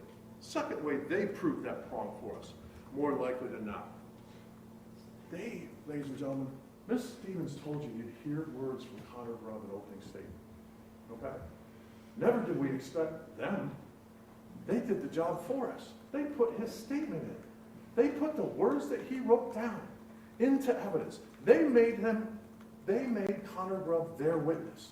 Those words that you hear and see, those are Connor Grubb's words, and the prosecution put those into play. No need for us to do that. What were his words with regards to that? Okay. At the time I fired my weapon, I was in fear for my life, as a suspect had just struck me with her vehicle. That's their evidence that they put in, ladies and gentlemen. Second one, I fired my weapon because I believed that I was going to be seriously injured or killed by being thrown from the vehicle and or run over. So have we proven, or have they proven, that the subjective belief of a serious physical injury was in his mind and it was reasonable at that point? 1,000%. More than a feather, more than 50%, ladies and gentlemen. Their own people did it. Remember the questions that were asked to the different people? What if he tripped backwards? What could have happened to him? What if he fell? What if he was moved off the vehicle in a different way? All the different potential possibilities. Each and every witness said, yes, you can receive serious physical injury. It's not that complicated, ladies and gentlemen. So the first prong of whether or not he had a subjective belief is proven by Dr. Bauer, their witness, and his words. Those are his words you're hearing, ladies and gentlemen, Connor Grubb's words. Now, did we also add to that? Absolutely. Who did you hear from with regards to that aspect? Each and every officer that they called said, yeah, that's a threat, you can get hurt. Absolutely. If you believe that, would you respond? Yes. So, have we proven the first prong more likely than not by a feather that he had a belief, a subjective belief of serious physical harm, the potential for that? Yes, ladies and gentlemen, is the answer to that. Now, let's go to the second prong, okay? And the second prong is the aspect of reasonableness, all right? Decision to use deadly force was reasonable. Through the eyes of a reasonable officer standing in Connor's shoes without 20/20 hindsight, and most importantly, ladies and gentlemen, how we analyze those are the Graham factors, okay? Severity of the crime that prompted the deadly force. Immediate threat, actively resisting and evading. Did you hear Seth Stoughton, the professor, mention those words at all? No. And guess what, ladies and gentlemen? Those three exact phrases are in your jury instructions. The judge read them to you. So, let's examine each one of them, one by one, okay? Because we know that those come from Graham v. Connor. It's not all the legal schooling you're getting or anything like that. That's why your analysis is required. That's why the judge puts them into the jury instructions. That's the law that Seth Stoughton said you must follow. You don't have a choice. Whether you like it or not, you have to follow it. Okay? So with regards to that, ladies and gentlemen, the second prong, okay? This is what the prosecution does, ladies and gentlemen. The first one, let's analyze the severity of crime. It's not the severity of petty theft. It's not the severity of shoplifting, ladies and gentlemen. Don't get confused. That's a false narrative. It's the severity of the crime, ladies and gentlemen,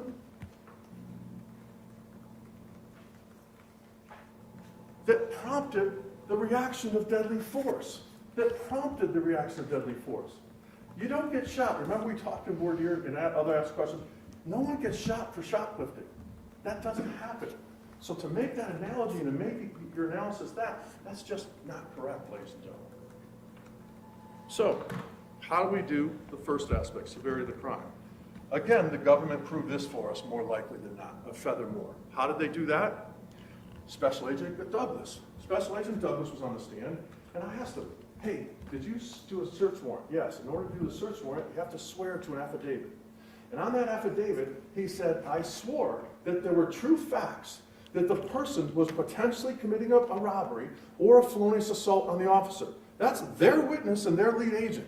The specially trained elite force of BCI that responds to officer critical incidents and goes there, and that person said, yes, I swore to a judge of those potential charges. Now, do you have to, the trial's not about that robbery or that felonious assault on Connor Grubb. It's whether or not that's a severe potential crime. And each and every law enforcement officer that they called, and Sergeant Moynihan, as well as Kevin Davis, all agreed that the potential of fleeing in a car or coming in a car with an officer is a severe crime. Now again, whether she's turning that way or she's knowingly what she's trying to do, that's not the issue. That's a false narrative. Is the actual concept. And their own witness, ladies and gentlemen, told you that when he swore to another judge and said, these are true facts. He swore to a judge and said that. And remember what Special Agent Douglas said, I am the collector of facts.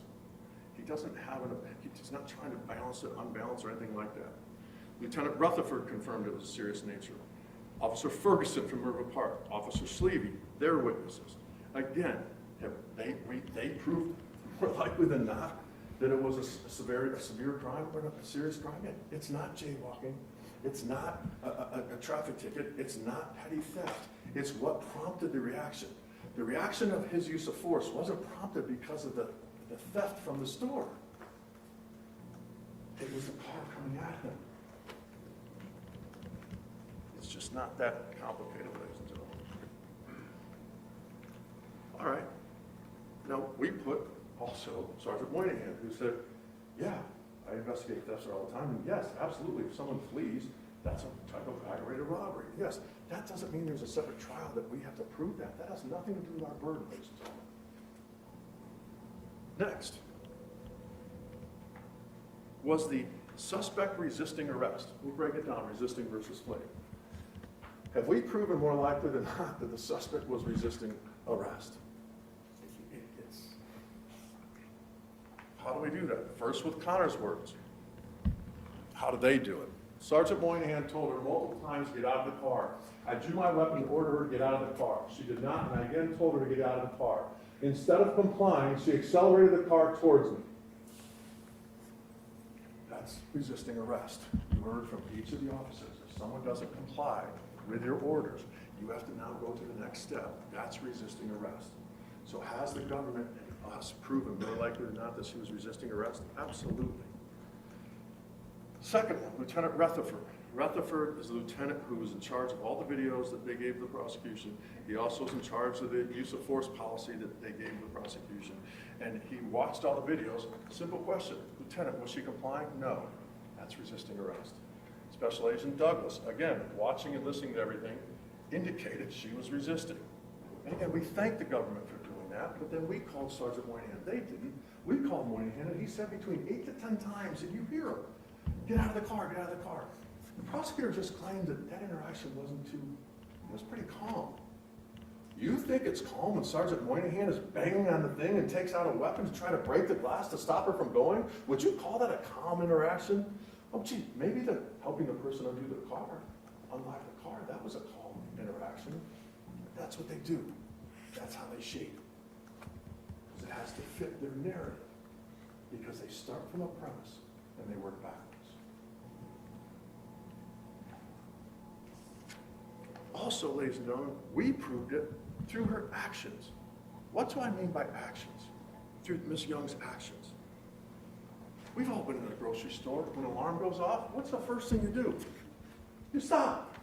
If it's you, you're like, oh man, you check your bags. Did the first set of alarms stop her? No. You heard that Mr. Giebler testified from the Kroger. There was a second set of alarms. Did that stop her? No. Did the person chasing after her, the Kroger employee chasing after her, stop her actions? No.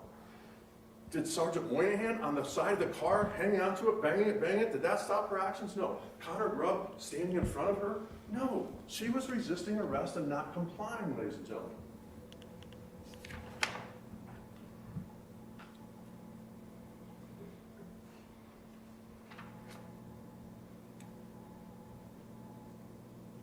Why though? Why? It's the question. Why did she stop? Oh. Okay, here's an inference. She backed into a spot, in a handicapped spot with no license plate. It is the closest spot to the front door. She doesn't have a handicap placard. Mr. Giebler told you that there was 2 cars that did the exact same thing. We brought that out from Mr. Giebler, not the prosecution. That part. She asked him, did you see the other car? Parked that way? He's like, yes. They don't show you that because they don't want to give you the full picture.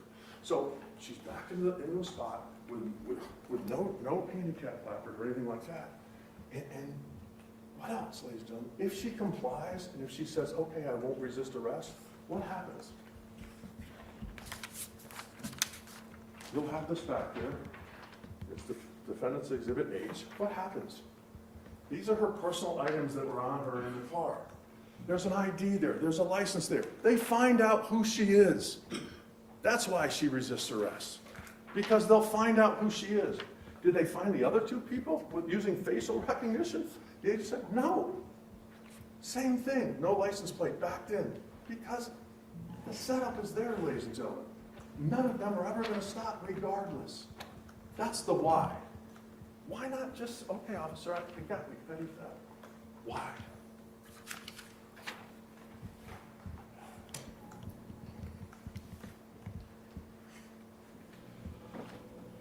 All the detergent bottles in there, let's make an inference. Do you think that that's for personal laundry? Those 8 or 9 detergent bottles back there, all how many bottles of tequila in there with the locks on them?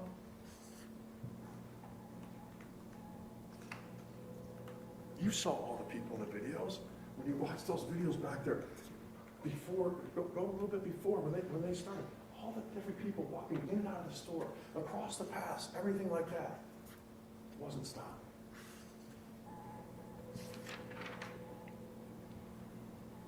Was the suspect evading or trying to flee? Pretty straightforward, right, ladies and gentlemen?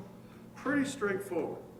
Mr. Giebler, he watches each and every video. In his report, he writes, yeah, she tried to get away and hit the officer. Connor's own words, their witness, they put these words in there. Whether or not the suspect was attempting to evade by flight. After Sergeant Moynihan told her multiple times, I think she did not, and again, instead of complying, she accelerated the car toward me. Down here, I slid off the driver's side of the right corner of the car continued west towards the Kroger, it veered, leaving. The foot's on, when she was going, the foot was on the gas.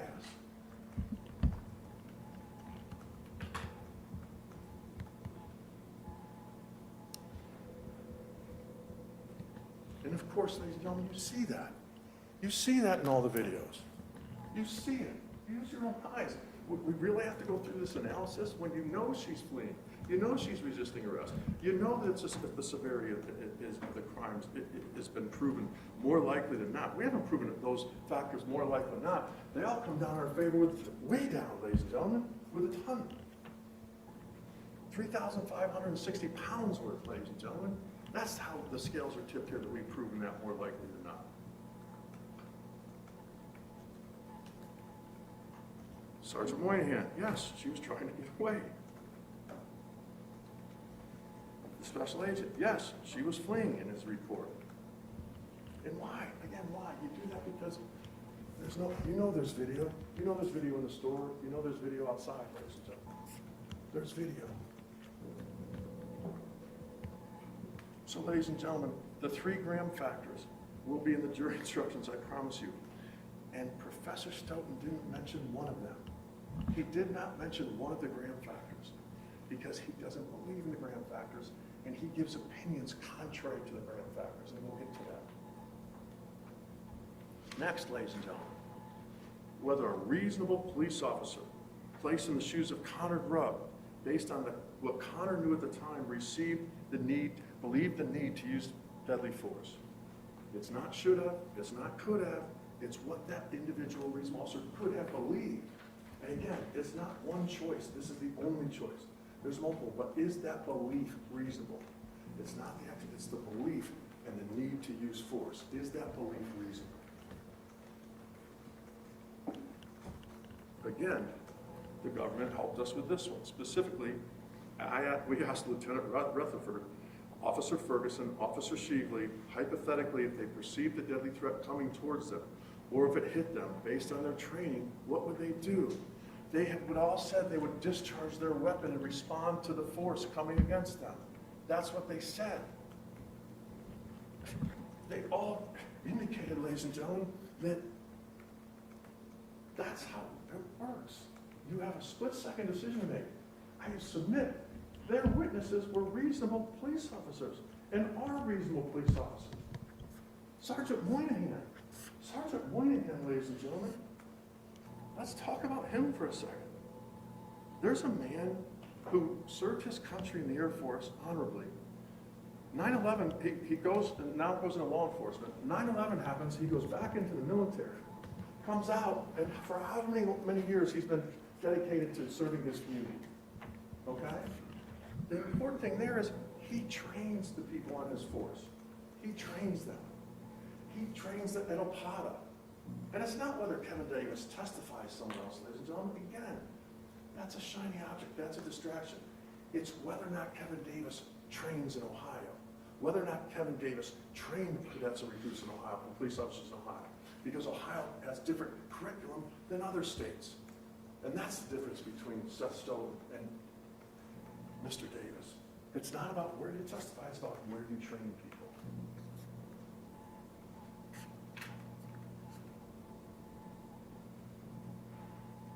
Would a reasonable officer believe the need to use deadly force if a 3,500-pound vehicle was coming at them and hit them?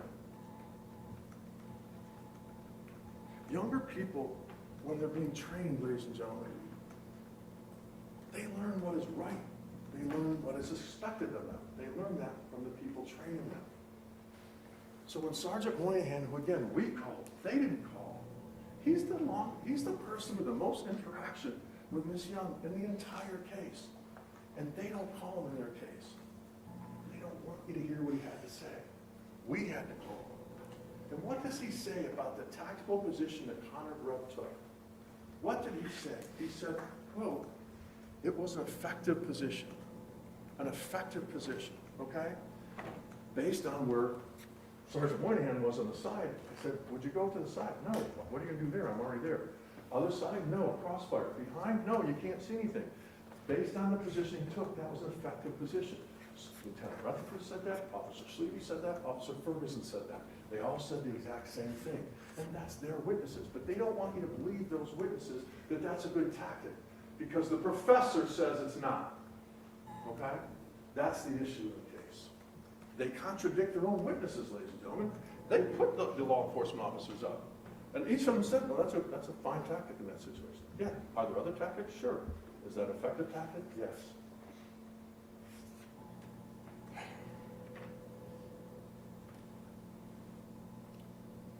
Did they know why Connor Grubb took that position? Yes. They told you why Connor took that position. What was your purpose and reason for standing in front of the vehicle? I positioned myself in front of the vehicle for 3 reasons. First, to convey to Young that she was in fact being detained and not free to leave the scene. Effective, and all 3 said that that's appropriate. All right?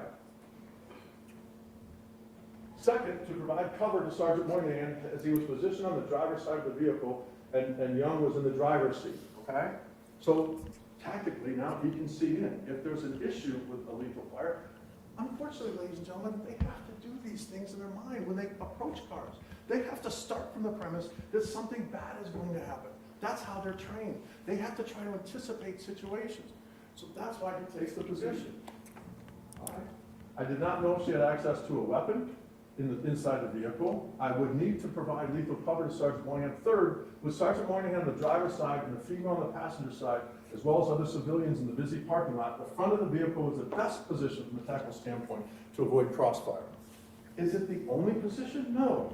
But in Connor's analysis, based on his training and his experience, that's the position he took. And his sergeant who trained him said it was fine. The lieutenant who's in charge said it was appropriate, as well as other officers, as well as Kevin Davis.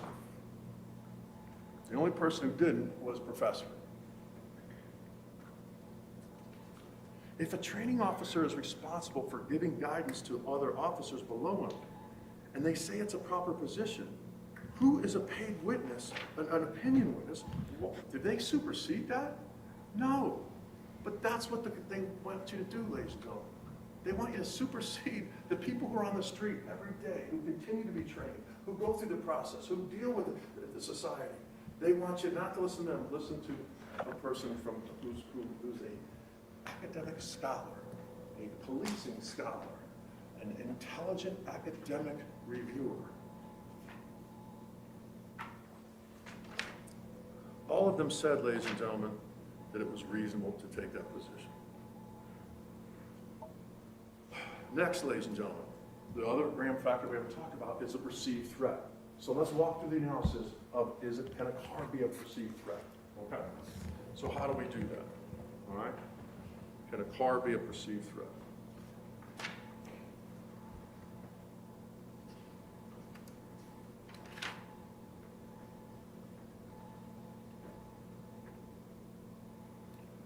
Their witness, Connor Grubb, their witness.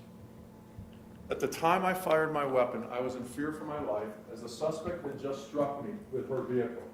My feet were no longer on the ground. My top of the body was on the hood of the car. Immediately before I fired, the suspect had ignored repeated commands to get out of the car and instead of complying, accelerated her vehicle and hit me.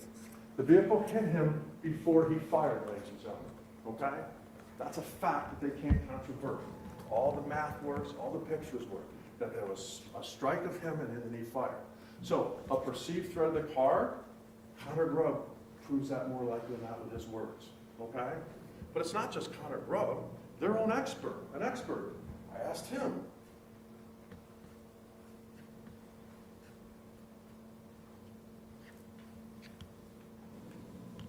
A stationary car is not an actual threat, right? Correct. A car moving, as you indicated on direct, that the car moved towards Connor Grubb, correct? Yes. A car coming towards someone is no longer not a threat or perceived threat. It can be an actual threat, correct, sir? True. Again, the state doing the job for us. Their expert agreeing that can a car be a deadly weapon or a deadly threat? Pretty simple, right? Who else testified to that aspect? Special Agent Douglas, Lieutenant Rutherford, Officer Fergus, Officer Sheedley, Dr. Bauer, Professor Stoughton did, I'm sorry. We called Moynihan and Kevin Davis as well as Jeffrey DeMille, okay? It's not rocket science, ladies and gentlemen. Okay, absolutely, a 3,500, 3,600 pound car can come towards you and give you a risk of serious physical harm. So now in the analysis, could a reasonable officer in Connor Grubb's shoes believe that a car moving towards them is a deadly weapon? Based on Connor's words and their own expert, yes.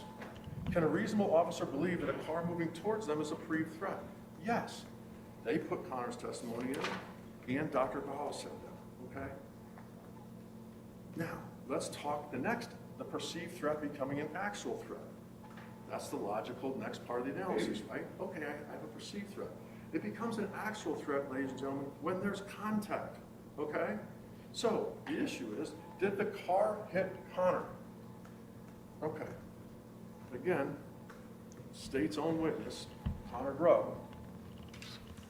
Instead of complying, she accelerated the car towards me. I tried to move to the right, to the east, to avoid being struck, but the front bumper of the car hit my legs and shins. Okay. But their professional second guessers can never concede that point because that blows up their whole theory of the case.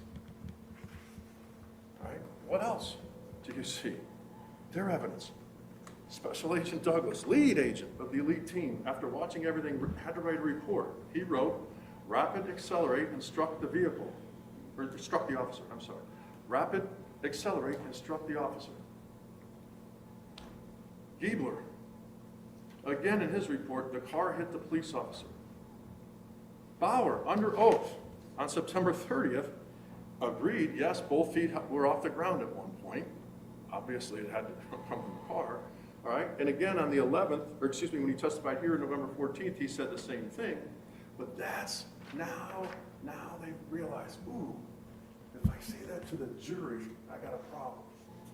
And we'll get to it. But if I say that to the jury, why? What did he say, ladies and gentlemen? The word he used, I was standing right here. You don't think, you said it contacted him in September 30th. Well, it was more of an interaction. An interaction. Remember that? I responded, you interact with people verbally. You don't interact with a car. Interaction, when you look it up, interrelate, interchange, interconnect. Synonyms of interact are communicated, engaged, collaborate, cooperated, synergy. Do you really think there was synergy between that car and Connor Grubb that day? Do you really think there was collaboration, cooperation, ladies and gentlemen? But that's the word their expert uses, because they can't go concede that point. And that's what makes them biased. Do you really think that that's what happened? And ladies and gentlemen, everybody, all opinion witnesses get paid. The difference is your tax money pays for theirs. And you should be insulted with their testimony. Your taxpayers pay for theirs. That's what Dr. Bauer wants you to think, that there was an interaction or synergy. That's an example, ladies and gentlemen, of the government doesn't want you to use your own eyes. They don't want you to use your own ears. They want you not to even use your common sense. But listen to Bauer and listen to the professor on that. No, you heard when Ms. Stevens asked him whether or not the car got hit. He goes, I can't say that with a reasonable degree of mind level, blah, blah, all that type of stuff. And the other guy said, I'd have to go back to the video.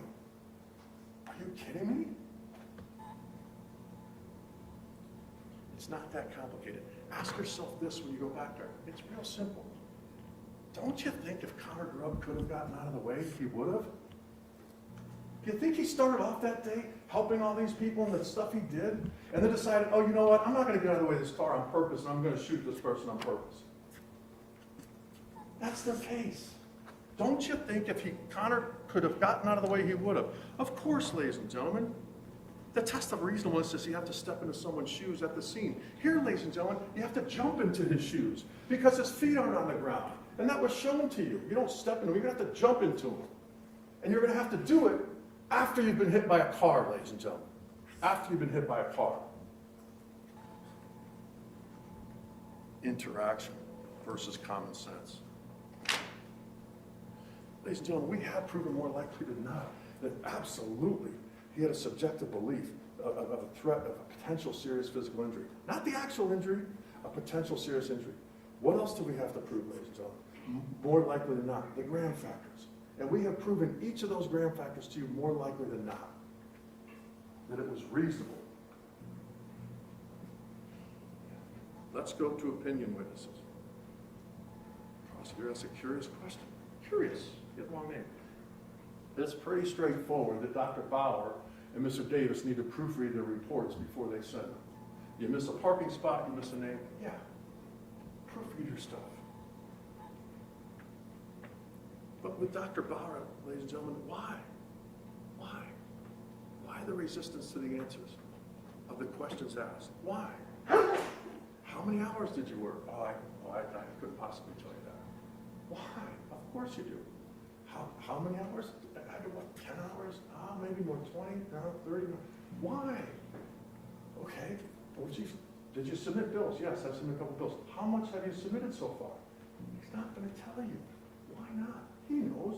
Compare that to your everyday life. Compare that to your common sense. Which one of you have submitted a bill and not known how much it's for? If I owe someone money or pay a bill, we know that. That's how we live our lives. You take the number of hours times the number of the bill. It's not complicated. But he can't give you information, ladies and gentlemen. The wordplay. Interact. The hood of the car. Get to the hood of the car. Hours. Okay, 30 plus. There's 30 clocks there, right, ladies and gentlemen? Plus the other times they do that, right? And I talked to each of them about looking at the video back and forth, slowing it down, right? Okay, now Stoughton, whatever time he got home yesterday, he gets paid until he gets home and flies, whether the flight gets delayed or whatever. So 40 plus hours, right? That's the time they've had to look at this stuff. That's the time they've had to come up with a decision, an opinion to give you, to testify to. That's the time. How much time did Connor Grubb have to react to a situation? 1.66 seconds from the time the car moved towards him till the time he fired his weapon. That's 1.66 seconds. That's the time, ladies and gentlemen. Connor doesn't get to go back and look at the tape. Connor doesn't go, hey, wait a minute. Hey, what's going on here? Can you comply? Or, do I need to get out of the way of the car? That doesn't happen. That's not how life is when you're an officer. You leave every day and you leave your house and you leave your family knowing you might not come home. That's what they're trained with, ladies and gentlemen. That's the starting point.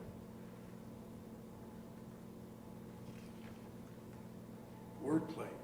How about the hood example? We'll go over that again with Dr. Bauer. Dr. Bauer, is the left hand near the center of the hood? No. Is it to the left? I wouldn't answer to the right? No. Okay. I can't say that's the center. Well, is it to the right of the center? You all saw the picture, but he can't give that up because if he gives that up, that means that the car hit him. Okay? So he can't give that up. What did he say? I got to go back and look at the tape. There might be some pixel distortion. That's their expert. There might be some pixel distortion when I ask a basic, simple question. Hey, you would agree with me the hand's near the center of the hood?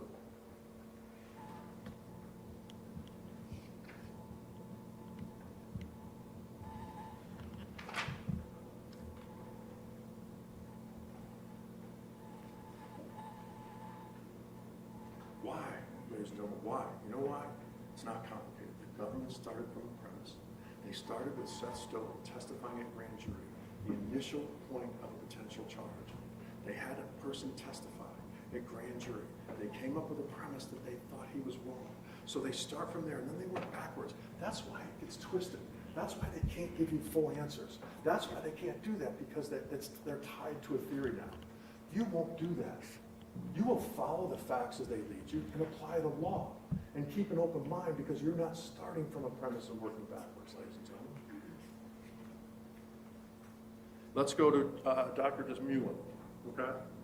Fascinating. Fascinating when I asked him, should I call you Jeffrey or doctor? Please call me Jeffrey. That guy has 2 doctorate degrees, not just one in biomechanics and kinesiology. He has another one in engineering. 2 times, 2 doctors. No, call me Jeffrey. Okay. What did we ask him to do? Man, this is a pretty intellectually hard thing we asked to see. Hey, did Connor have time to get out of the way? You already know that he didn't because he got hit, okay? But what does Dr. Desmulin do, or Jeffrey do? He takes math and he takes studies and he compares them and he does it to the synchronization of the evidence that he's reviewed, okay? What did he do? What did he synchronize, ladies and gentlemen, okay? What did he synchronize? Okay. He took the 4 cameras and found contact points, the different people stepping or the shadow of the young person pushing the cart that was right near the area. He synced those up. Then he synced them up with the audio from both body-worn cameras. So those are the different lines. The bottom is he synced up, get out of the car. The black and the blue make those, okay? Now, what's important here, ladies and gentlemen, is he was asked, well, did you start your analysis at 10 seconds? The time when Connor Grubb analysis, contact on the hand was 2.5 seconds before the shot, okay? The next one, the vehicle starts moving. Remember, that was continuous movement. Continuous movement. Because the car had started and stopped. So he didn't start it from then. He started it from when he put his hand on the hood, and then there was continuous movement. And then there was body impact. They didn't ask him, are you sure? He didn't think it was an issue. And he actually said, no one's contesting that the car contact hit him. He was like bewildered. And so then it was 1.6 seconds, ladies and gentlemen, from the time of impact until the shot. And then remember when he depressed the left hand in the hood. You see the depression go down in the hood. So that was 0.8 seconds. So that's the timeline he worked with. Sure, you could go back to 10 seconds, but it's not relevant. Sure, you could go back to a minute and a half where he was before that, but it's not relevant. And that's what he told you. So what does he do at that point, ladies and gentlemen? Well, he synchronizes the videos. And what does this video show, ladies and gentlemen? Remember this one, okay? And look at the time thing up top. This is the time from when the car started the continuous movement until it hit Connor Grubb.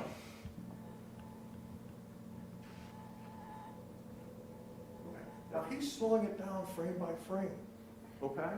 He's slowing it down frame by frame.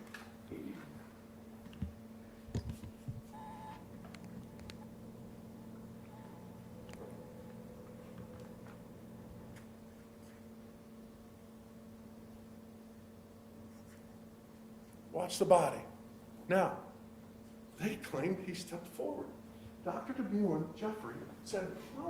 He said, the way the body's constructed, the way you're connected, because there was force down here, that's why you see this going forward, but the other part going back. This going forward, but the other part going back, because that's how the biomechanics work with the body, okay? So, he had to determine a time of contact from the first continual use of force, okay, so we have roughly 0.47 seconds. Everybody with me? Okay. So then, he just used math, ladies and gentlemen. He just used math, okay? There was a study. It was turned over to him, the footnote in the expert report. In the study, they did young people and the time that they can take a step. Okay? In that study, they said a time that someone could lift their step to take it, okay, was 0.53 seconds. It's not a step forward, because he said that wouldn't apply here because he didn't step forward, the body got hit. It's not a step backward because you might fall or trip. So that's why they did it to the side. And a young person, a fit young person, it was 0.53 seconds to do that. Okay? Now, what do you do in that situation? You have to know from the center line of the car, that's why I asked the question, center line of the car to the end of the right side of the vehicle was 91 centimeters. And this chart showed in order to move 91 centimeters, you'd have to take 2 steps. 1, 2 to get out of the way, okay? And you'd have to do that within 0.47 seconds. What's larger, 0.47 or 0.53? That's one step. What's larger, 0.47 or 0.53 times 2, which is 1.06, 1.06. So mathematically and physically with video, he's showing you that it's impossible to get out of the way. He couldn't have gotten out of the way, but you already know that. Now, so when Connor's age, height, weight is 0.73 seconds.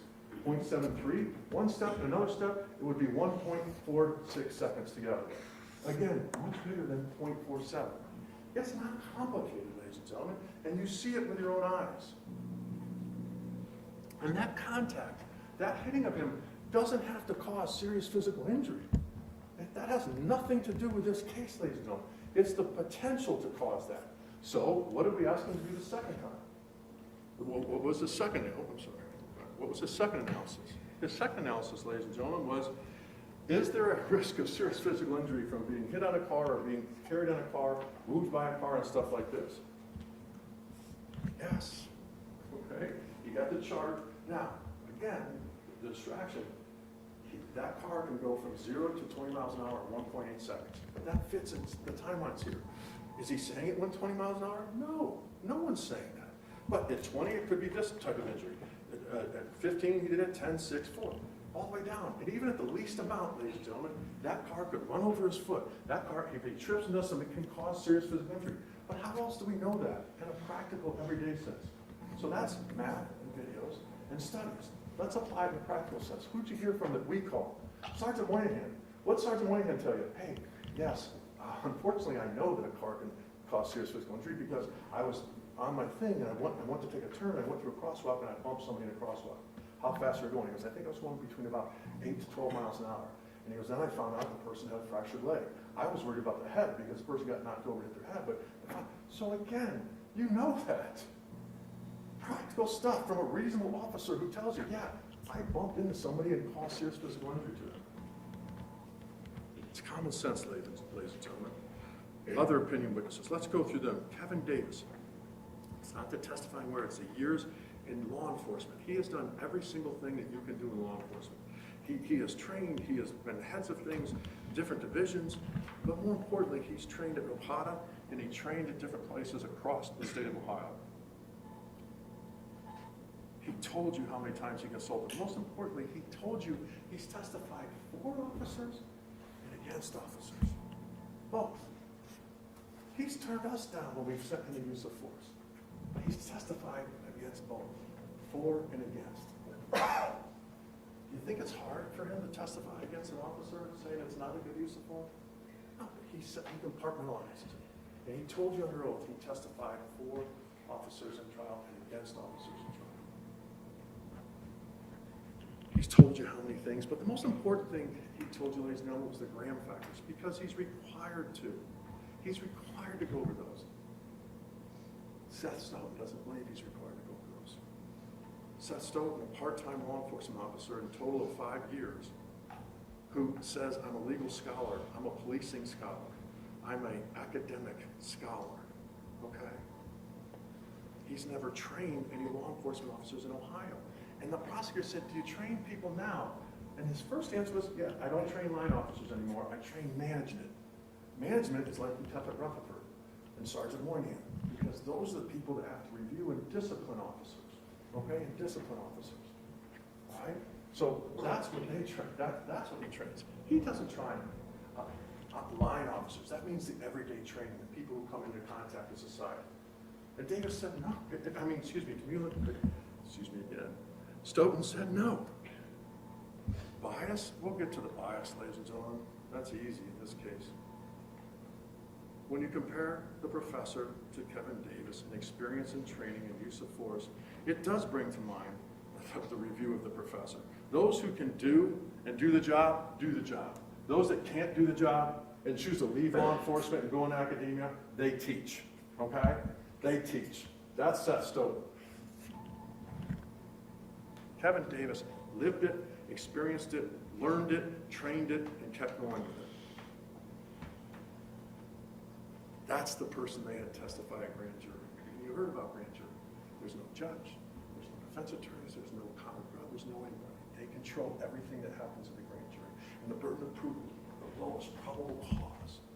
And that's how we're here, ladies and gentlemen. The biggest hypocritical situation is that he contradicts, ladies and gentlemen, what the law is. He sat there and told you, Ms. Stevens asked him, you're aware of State v. White. State v. White is a case that allows criminal cases in Ohio, the Graham factors to be applied, and they have to be applied. And she put the footnote up there, and the footnote said, yes, you cannot use tactics that say you should have used another tactic. You cannot do that because that's hindsight 2020. That doesn't matter to him. He contradicts the law. A federal appeals court told him, Ms. Stevens put the thing up there, this court, an appellate court of multiple judges said, your application of the law is incorrect. And his answer was, yes, it was incorrect. That's their witness. No matter what he says, ladies and gentlemen, Connor Grubb had the right legally to be there. And you'll never hear anybody arguing against that. And you won't. You'll hear about policy and tactics, and they don't. The one thing you won't see in the jury instructions is policy. The one thing you won't see in the jury instructions is tactics, ladies and gentlemen. That's his phrase.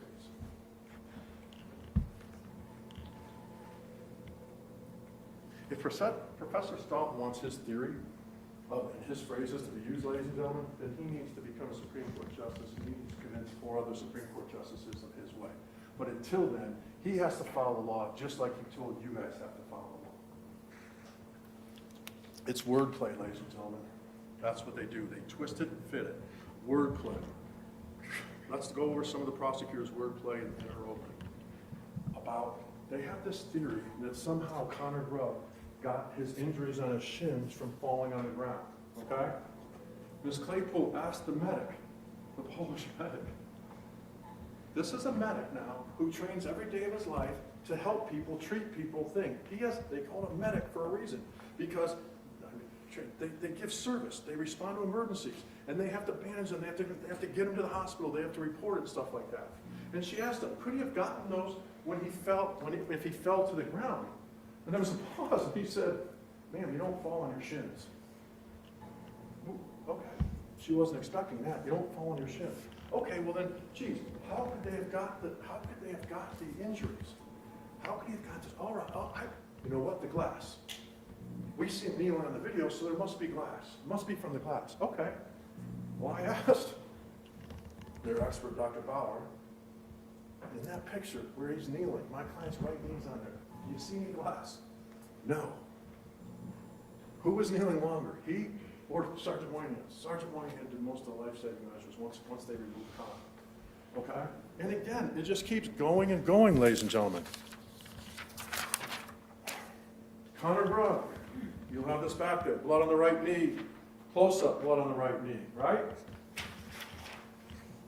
Sergeant Moynihan, a little tough to see, but blood on the right knee. Blood on the right knee. Both were kneeling in the same area. You'd expect that, right? It's corroboration, it's confirmation, okay? What's the difference between the two? One got hit by a car and one didn't. So do you really think Connor Grubb is going to get these injuries by falling down the way he did, even though he fell on his hands, the video show? That's the wordplay. Well, geez, they debunked the glass, they debunked the falling on the shin, so it must have happened when he fell to the ground in that video. You see the video, ladies and gentlemen, his hands hit the ground and his feet. His knees and shins never touch it. It's a distraction, ladies and gentlemen. It's a false narrative.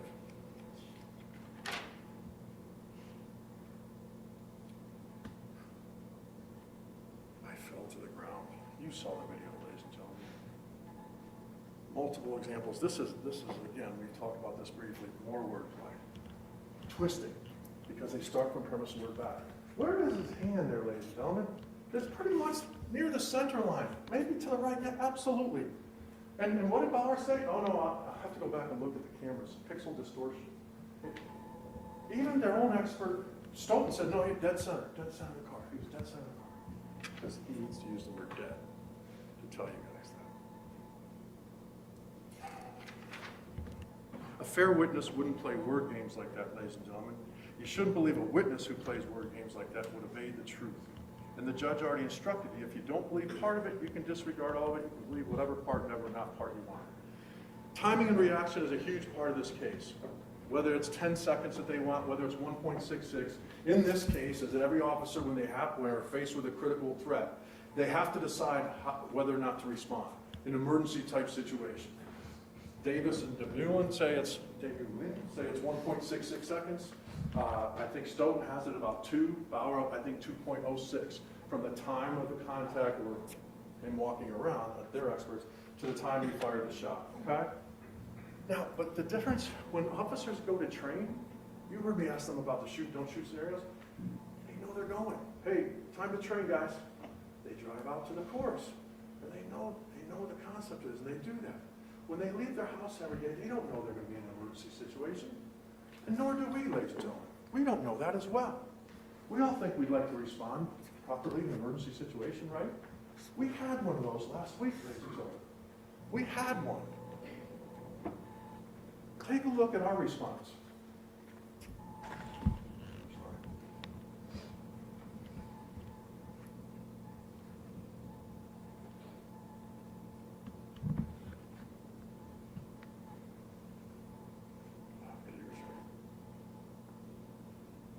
We have the volume up to Ms. Quick, thank you.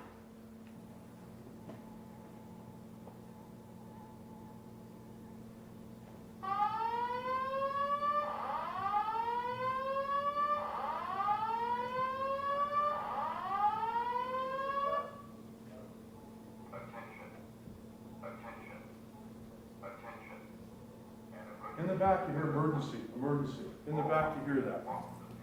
Is there any way to turn that up? Mr.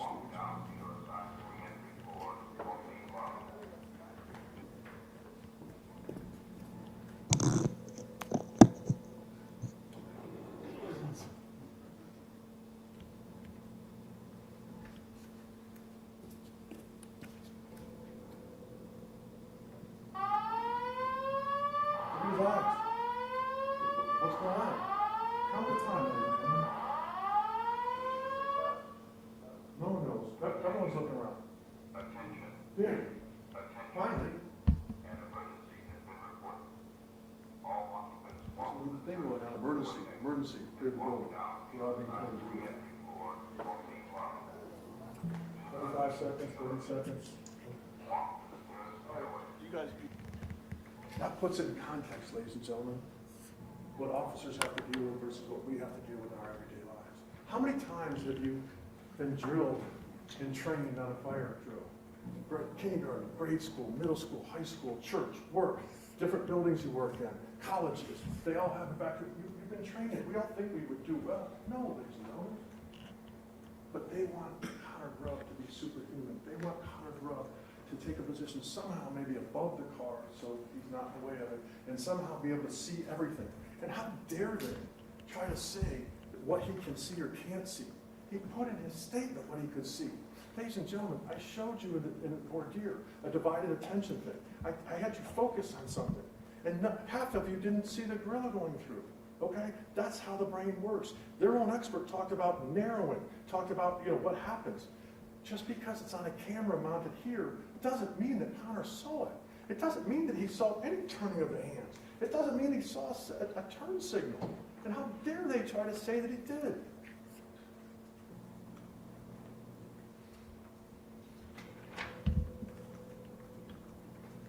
That leads us to Connor's words. I'm almost done, ladies and gentlemen. That leads us to Connor's words. Okay? It's important. The objection of the first one, it's important. Connor's words and actions. Okay? Everyone in this case, we talked about hindsight bias. We talked about dear Hoffman, right? Everyone in this case testified using hindsight bias, except when they put Connor Grubb's statement, because everyone else reviewed and watched the video ahead of time. Connor gave a statement. It's part of the protocol that they do between these types of officer-involved critical incidents. Okay? Connor gave the statement he remembered based on that situation, that time. And you heard Special Agent say, we don't make them do it right away. She keeps saying 2 months later. They do it on purpose because when you're in a traumatic situation, you don't remember things correctly. So he gave a written statement, and you'll have it back there. And then the bottom of his statement, he says, I had the opportunity then to listen to watch the body-worn camera and to listen to it. These are the things I don't remember that he put in the statement. How do you know he's telling the truth? Because under the prosecution's theory, if you watch the video and an audio, aren't you going to put down exactly what happened? No, he's so truthful and honorable that he gave a statement first. Then he said, oh, I watched it after an audio, they allowed me to. This is what I missed when I watched the video in that. He's being a human being and honest and truthful. But they don't want you to believe his words. And they want you to try to believe that somehow he watched it first, then did it. No, ladies and gentlemen. They can wordplay all they want on that. That didn't happen. And important, the timing. Seth Stoughton was retained at grand jury. A year later, the case gets indicted. And remember what the special agent said about timing? All the reports he gets November, he writes reports November, December, all this got to him. Connor Grubb's words in November, early December. Okay? It doesn't get indicted till next August. We don't get any discovery or anything until they give it to us. Because the special agent has to give it to them. They then have to give it to us. We give it to our experts and stuff like this. Every single person that testified saw all the evidence before they testified, except Connor Grubb when they made him a witness. Objection. Overruled. Closing argument. They're witnesses. He's credible because it's consistent, it's confirmed, and it's the truth. And he tells you. I don't know how many people would say, yeah, here's what I missed in my statement that I now see and through that. but they want to use that against him. Not just his words, ladies and gentlemen, but his actions. What were his actions after the use of force? That he was forced in that situation after the use of force. Did he sit around and, oh, whoa, no, no. He ran as fast as he could to his thing to get the medic's kit, to put a chest seal on. He ran as fast as he could and back. Those are his actions. Afterwards, she tried to run me over. You hear one head say, yeah, I know. Duh. Then afterwards, it tells the paramedic, yeah, what, do you have any injuries? Yeah, here, these, they're minor. He asks them, he shows them to you.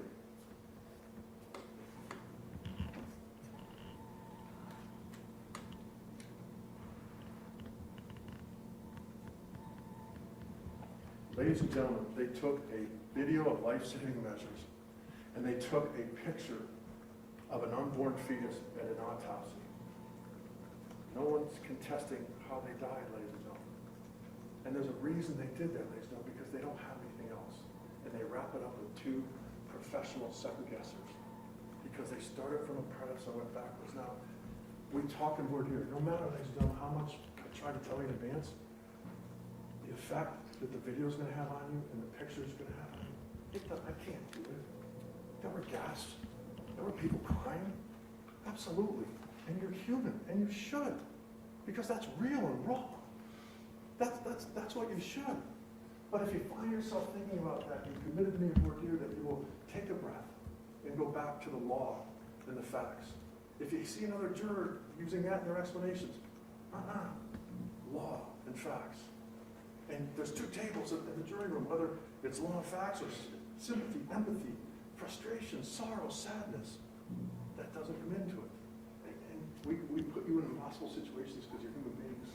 You saw the coroner testify, oh, passes this. Doesn't affect it. Okay?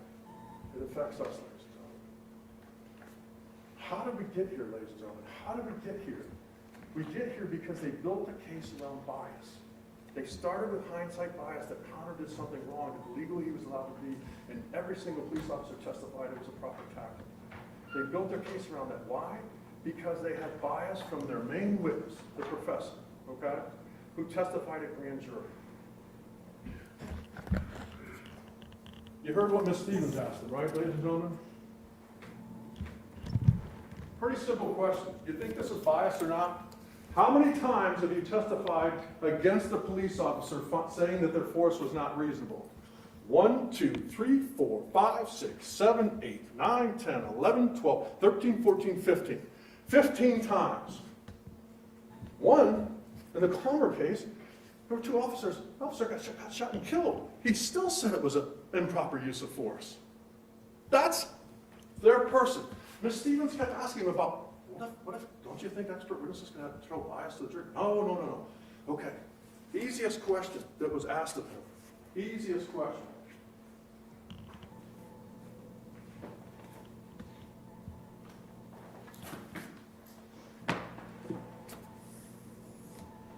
Have you ever testified on behalf of a police officer in a criminal case? 0. 0 times. And did you see how he tried to squirrel out of it? Oh, well, with these kind of constraints, with these kind of restrictions. It's a pretty simple question she asked him. Have you ever testified in a trial on behalf of a police officer? The answer, real easy, is no. When he says, oh, don't stand in the vehicle. How about answering, yeah, no, 0. Sorry, haven't. 15 versus 0. And you don't think that that's bias? You don't think that that's starting from a premise and working backwards, ladies and gentlemen?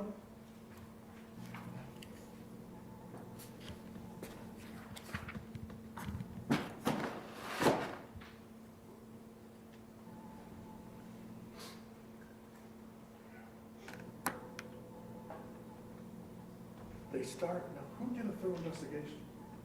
Agent Douglas. He gathered all the facts.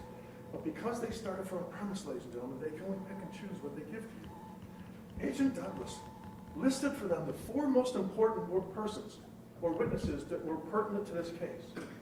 Sergeant Moynihan. Did they call him? No. The Kroger employee outside of the car that you see. Did they call her? No. The suspect's, the deceased sister, did they call her? No. The only person they called who was listed in the top 4 was Connor Grubb. They used his words and made him their witness. Ladies and gentlemen, there were 25 civilian witnesses that were interviewed. They were interviewed, either they were in the store, in the area, just outside the store, or in the area. 25. They put up a witness that was facing the wrong way and didn't see anything, but heard something. Doesn't know what she heard. She heard some loud stuff, and then she heard a shot.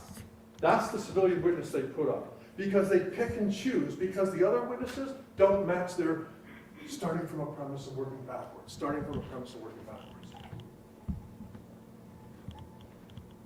The person who had the most time with Ms. Young was Sergeant Moynihan. They didn't want you to have a full picture. They won't. Ms. Stevens told you in opening that this is basically the whole theme of the case, ladies and gentlemen. This and the theme.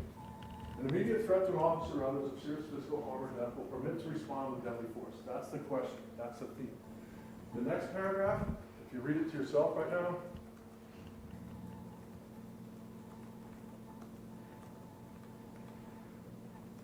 that's in your jury instructions, word for word.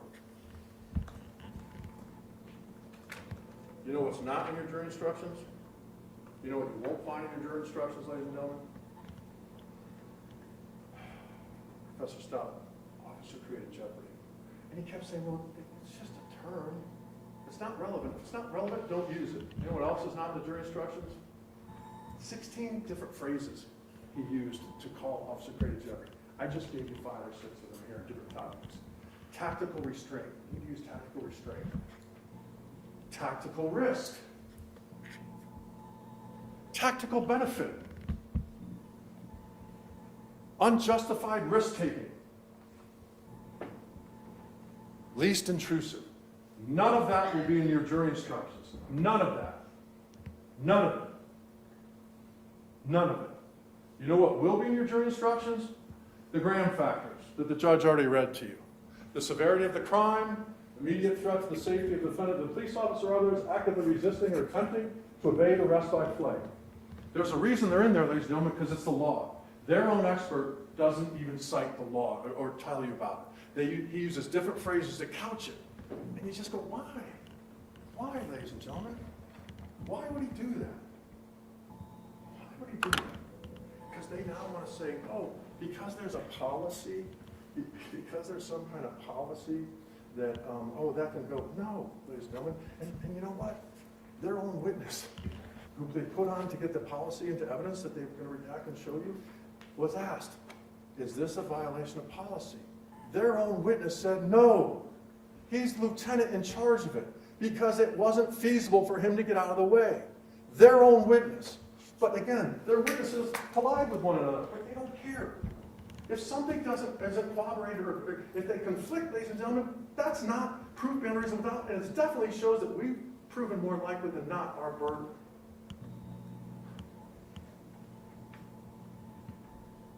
Every officer testified. Lieutenant Rutherford, Minerva Park, Peter Ferguson, Western Officer Sleevey, Sergeant Moynihan, that it was reasonable. They all told you you're committed to use force when you see an immediate threat. And they told you the car hitting you was an immediate threat.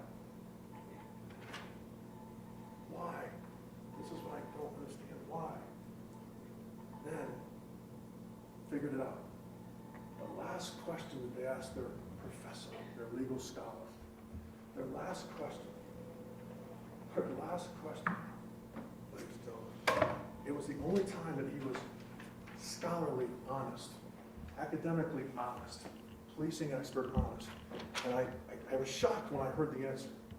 So just be sure, I got the transcript from the court report. And I apologize, I have to put my glasses on to read this.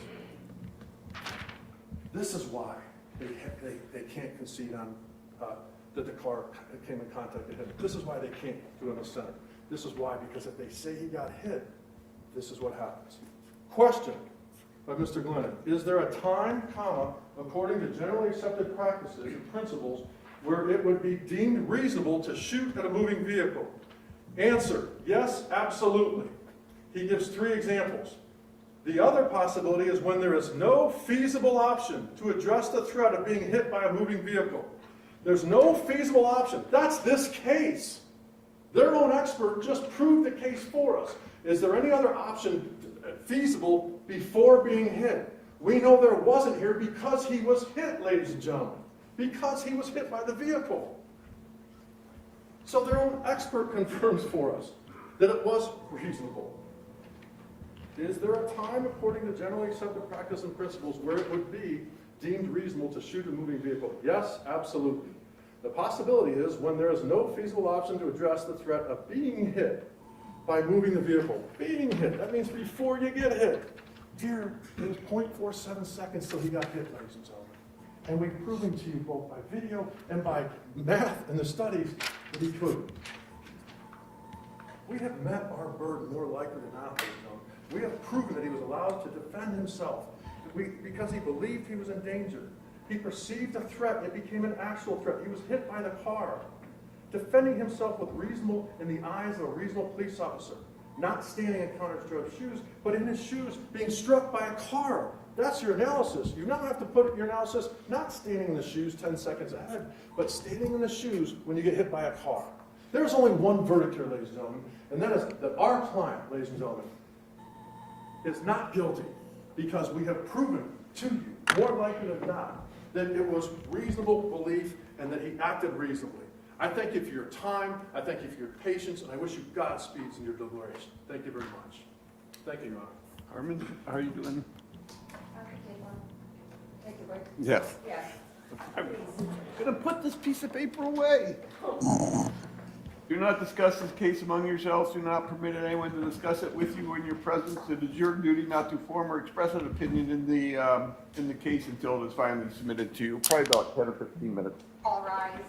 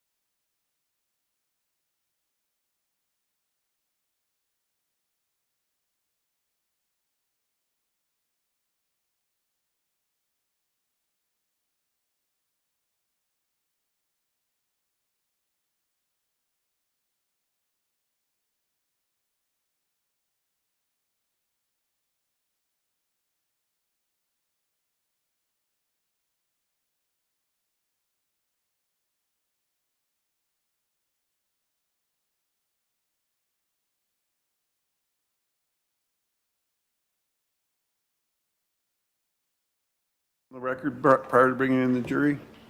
All right, let's go get the jury. Now we can go back on the record.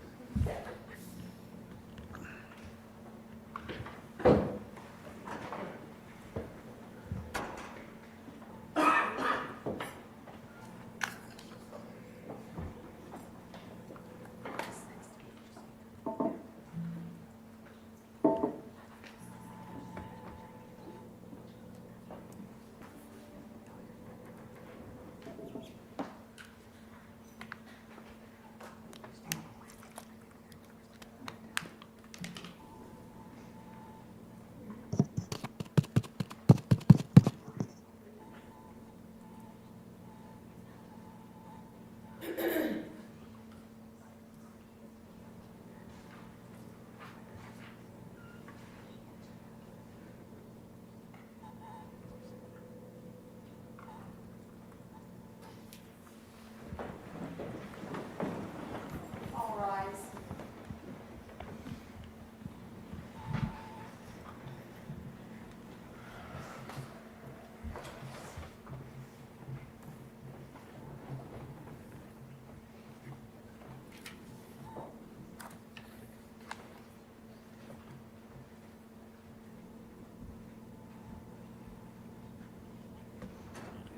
Everyone can have a seat.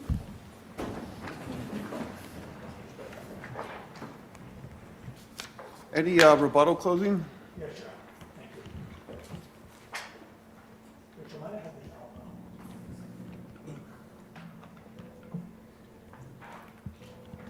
album? Good afternoon. Check my watch there for a second. Before I get too far into what I have to say, I don't think you'll be too surprised that Mr. Collins and I don't agree on a whole lot. I want to talk about something that's fresh in my head, and that's the last thing that defense counsel talked about before he sat down, and that was the testimony of Seth Staunton, Professor Staunton, one of the state's experts in the case, and he had a transcript in his hand, and he had read off a question to you that Mr. Staunton was asked about something to the effect of, is there ever a time when it would be reasonable to discharge your weapon at a moving vehicle? And first let me say this, you are obviously the jurors in this case, and you will all use your collective memories as to what the testimony was and was not. There's going to be instances where the parties disagree as to what the testimony perhaps was, what a question was, what the wording of an answer was, but you as the jurors, part of your job will be to determine based on your collective memories what exactly was the testimony in this case. But when we talk about this question that was asked of Mr. Staunton, is there ever a time that it would be reasonable or justified to discharge your weapon at a moving vehicle? Mr. Staunton had answered when there's no feasible option to address the threat. He also went on in that answer, I believe if you use your recollection, to describe scenarios that he was talking about where there would be no feasible option. One was, I think, a mass crowd where someone's just plowing through a crowd of people was one of the scenarios. And the other scenario was when someone is in an alley, that's the one that defense counsel had referenced. But the rest of his answer wasn't just when you're in an alley. He described it as being when it's a narrow alley and you have no other way out. In other words, there's a wall to your back and two narrow walls on either side. And essentially, discharging your weapon is the last resort. You're gonna get hit no matter what. So let's discharge our weapon, I guess, just in a prayer that it may do something. That's the way he described it in his answer. I think if you use your recollection.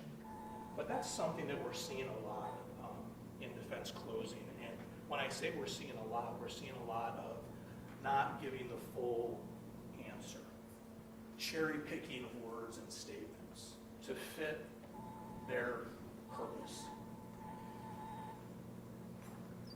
It's disingenuous, but more importantly, it's a distraction. I want to talk a little bit more about that.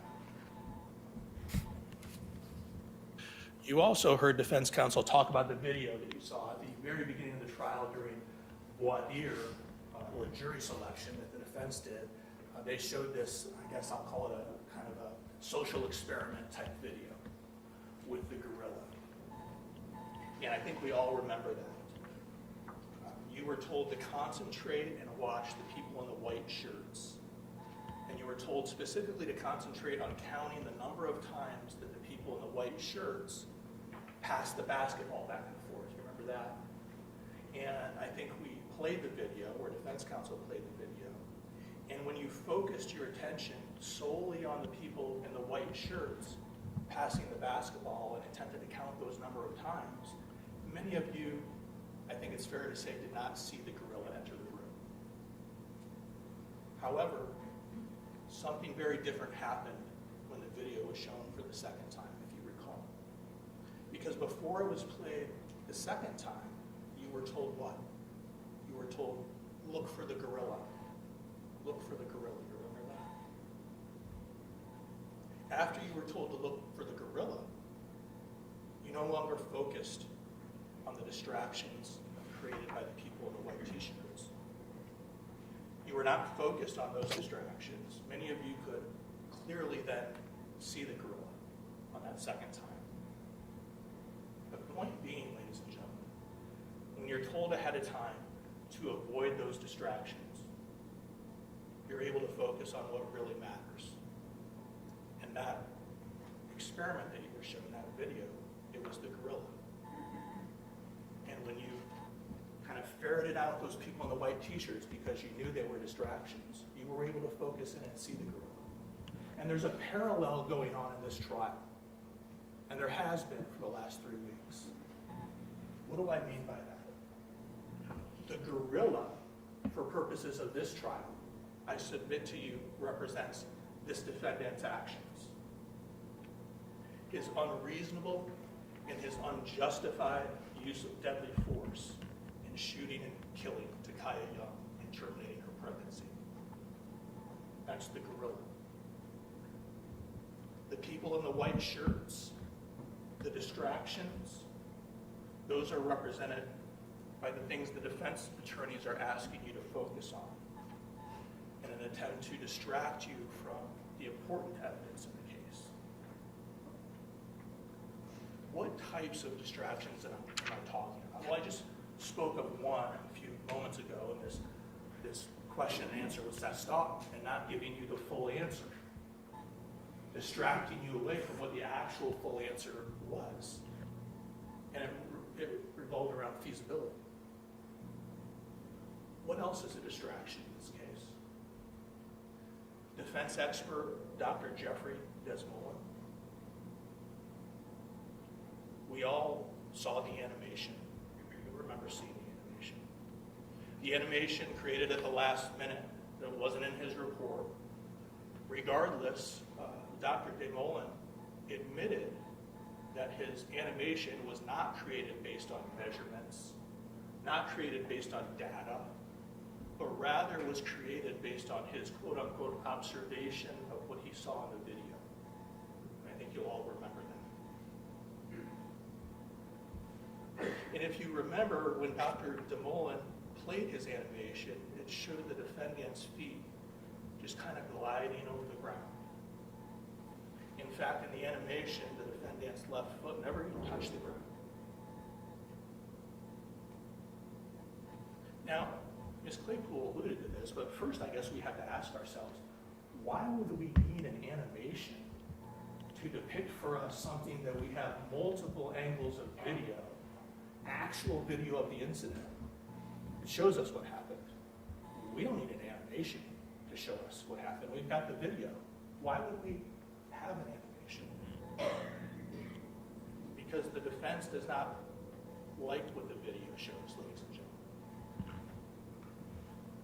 They're the ones that don't want you to believe your own eyes.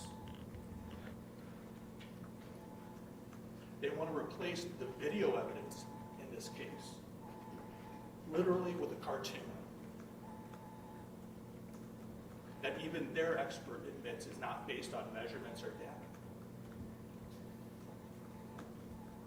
It was especially striking when we listened to Dr. DeVolen's testimony and his animation was shown that he never bothered playing his animation side by side the actual video in the case. That was striking to me. We had to rely on Dr. Bauer to do that for us. If you recall, Dr. Bauer said that he, although that animation was created at the last minute, did have a chance to review it and compare it to the video. And he played both. Dr. Bauer played both for you, one right after the other.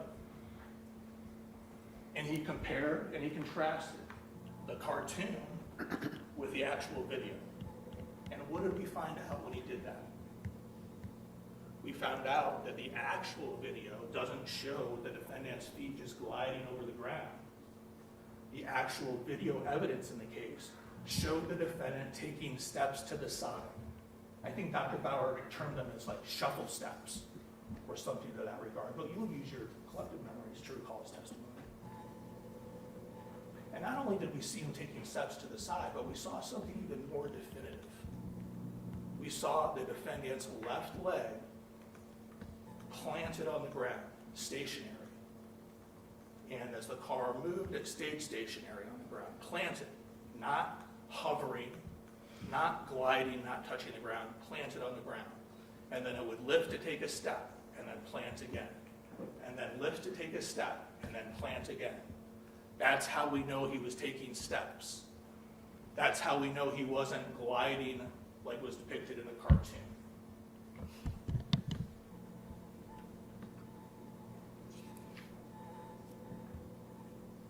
And what did Dr. Bauer tell us about the animation? Remember his words? Compared to the actual video evidence in the case, it's not even close, were his exact words. It's not accurate. Why would the defendant have an animation created? It's not accurate. Why would he present that to you as the jury and try to supplant that for the actual video evidence in this case? You have to ask yourself that. Because it's a distraction. It's an attempt to distract you from the actual evidence in this case. Do not allow yourselves, ladies and gentlemen, to be detoured and go down the roads of these distractions and waste your energy on them. Because when you do that, you're not going to be led to a true just verdict in this case. What else is a distraction? Well, if we continue with Dr. DeVolen, defense counsel talked about this as well. We saw that other chart that he put up with injuries that could be caused if a vehicle is traveling at a speed of greater than 20 miles an hour. Well, we know that's not this case. I mean, to be fair, there's not been testimony as to the exact speed of Miss Young's car as it was traveling and moving forward. To be fair, there's not evidence of that. But I think the video shows us it wasn't going 20 miles an hour. In fact, it had just barely started to move. And it inched forward at one point and then stopped, become stationary. She's cranking that wheel to the right before it begins moving again, rolling forward, ladies and gentlemen. It's not accelerating at 20 miles an hour. So why are we talking about injuries caused at speeds over 20 miles an hour? Has nothing to do with this case. Can a car cause serious physical harm to someone if it's going 80 miles an hour? Yeah. But that's not this case either. It's a distraction.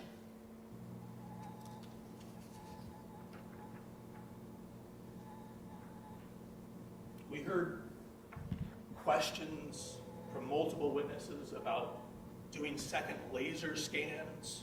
Remember that? Replace the car, or like repark it back in that handicapped spot. And defense counsel had asked Special Agent Matthew Austin, the lead evidence technician, if you will, in the case, well, why didn't you put the car back and do a laser scan? And what was Special Agent Austin's answer? He said, well, a laser scanning device is a precise instrument and measures in millimeters. And we can't just replace or repark something. It wouldn't be fair. It would be a guess, basically, guessing where something was located. It wouldn't be accurate. Defense counsel didn't like that answer, and they pressed harder with Special Agent Austin. Until finally Special Agent Austin said, well, I guess I could have just made up evidence, but I wasn't willing to do that. We're seeing a little bit of a theme here in terms of the defense wanting to create or make up evidence to fit their narrative. Thankfully, Special Agent Austin wasn't willing to do that. It wouldn't have been accurate. It's a distraction. We heard talk about the car being backed into a parking space. There's no question that Ms. Young backed her car into the parking space. The video shows that. I don't think that's up for dispute.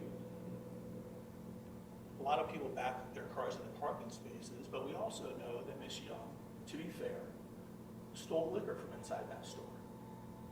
But we told you that in opening statement. No one's contesting that. Is it possible she backed in so she could make a quicker getaway, if you will? Absolutely, that's possible. We don't know, but certainly that's possible. The question is, how does backing into a parking space make your shooting and killing of her more justifiable? How is that more justifiable than if she would have just pulled in front of us? It's ridiculous. It's another distraction.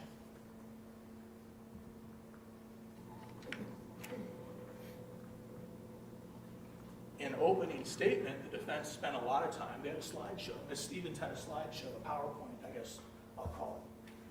And she spent several slides showing you individuals in the Kroger parking lot whom the defendant had to discharge his weapon and shoot to Kaya Young because he was in fear of all these people in the parking lot being in danger of death or serious bodily harm. Do you remember that? She circled like, I don't know, 7, 8 people up on her photographs.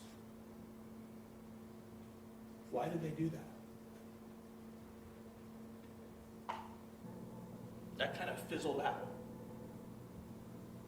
The notion that he fired at Takaya Young because he was concerned with other people's safety in the parking lot. Probably because in his own written statement, he never mentions being in fear for someone else's safety, to include Sergeant Moynihan's. But why would you do that? Why would you take the trouble of circling people and making that claim? Another distraction. We also heard a lot of talk, ladies and gentlemen, about the concept that the defendant did not have enough time to avoid being struck by the car. How much he would allegedly need in terms of time to step out of the way. And we're relying again on Dr. DeMolin and his charts. We've heard 0.53 seconds for a step, 1.66 seconds between the time the car moved for the second time and the time that the shot is fired. First of all, the math, if you do 0.53 plus 0.53 is 1.06. It's less than 1.66. Okay, that's for starters. But set that aside because it doesn't really make a difference. What did we find out on cross-examination of Dr. DeMolin? We found out that his starting times were based on the time the car moved for the second time, and we know the car moved twice. We found out that he conceded, yeah, if I would have started my timing previously, for instance, whether it's when he moved in front of the car physically himself, or whether it was the time the car moved for the first time, it would have added more time for him to be able to get out of the way. He also conceded because the car was actually turning to the right as opposed to going directly at the officer, that would also add more time for him to be able to react and move. And we know the car turned to the right. I mean, we have eyes, we can see the steering wheel and the tires and the angle of the steering. the end of the day, the timeline of Dr. DeMolin is worthless, ladies and gentlemen. It's conjecture and it's speculation. And what's more, what are we even talking about here? They're asking you to believe that somehow the defendant would not have had time to move out of the way before being seriously injured by this vehicle. But we know he did just that. He did move out of the way. The video shows us that. Distraction. We also heard talk about how motor vehicles are the #1 cause of death to officers here in the United States of America. I think that was asked by defense counsel of every officer that got up on the stand. Are you aware that motor vehicles are the #1 cause of death? And the officers, without hesitation, yes, sir. We saw that. But we then saw their own expert, Kevin Davis's chart, which tells us that's not true. Do they cause deaths of officers? Absolutely. I don't mean to downplay that. I think his chart in the last 10 years even showed that 47 officers were killed by a motor vehicle. The point being that firearms killed 480, okay, over 10 times more. And it's not fair to get up and ask officers, isn't it true that that's the #1 cause of death, when you know it's not? Your own expert gave you a report saying it was like 4th in line. Why would you do that?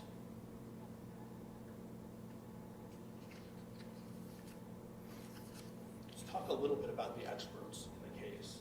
Both sides obviously presented expert witnesses in the case, ladies and gentlemen. You'll have to decide who you believe and what weight to give to their testimony. That's your prerogative. Kevin Davis, in his opinion to you and his testimony to you, essentially told you that everything the defendant did was appropriate. He said that everything the defendant did was well within accepted police practices, everything the defendant did was within the London Township policies. He basically accepted everything the defendant said had happened as being true without even going back and looking at it. He picked and he chose portions of the defendant's written statement to include in his report while leaving other portions out. I think you'll remember that.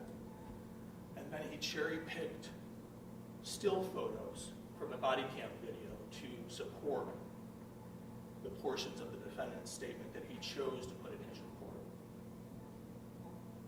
When I asked him about the portions of the defendant's statement that he failed to put in his report, do you remember his explanation? I asked him, well, what about the defendant's words in his own written statement when he says the top half of my body was on the hood of her car? We didn't see that in any of your still photos, Mr. Davis. And he said, well, I interpreted his words to mean that his torso was over the hood. He was somehow floating over the hood. He's now interpreting the defendant's words for us. I also asked him about the defendant's words in his statement to Nick Adams, the medic, which at nowhere appeared in Kevin Davis's report for a reason, by the way, and we'll get to that in a minute. But wouldn't it be important if you were Kevin Davis and you're being paid this money to evaluate the words that the defendant states as to how the events transpired and what happened to make him fire his weapon and kill a person? Wouldn't it be important to have all of those words and evaluate all of those words to the video and the still shots that you're going to be producing in court and testifying about? But he didn't want to do that. He didn't do that. In fact, he left out the statement to Nick Davis, the medic, entirely. And that was when the defendant told Medic Davis that he was thrown off of the hood of the car and onto the ground. And I asked Kevin Davis about that. Help us out, Mr. Davis. That's not in your still shots. Nowhere in the video do you see him being thrown off of the hood of the car and onto the ground. And do you remember what he told me? He had a little trouble answering that question at first, and then he finally stated that he interpreted again those words to mean that the defendant was, quote, repelled by the vehicle and thrown onto the ground by landing on his feet.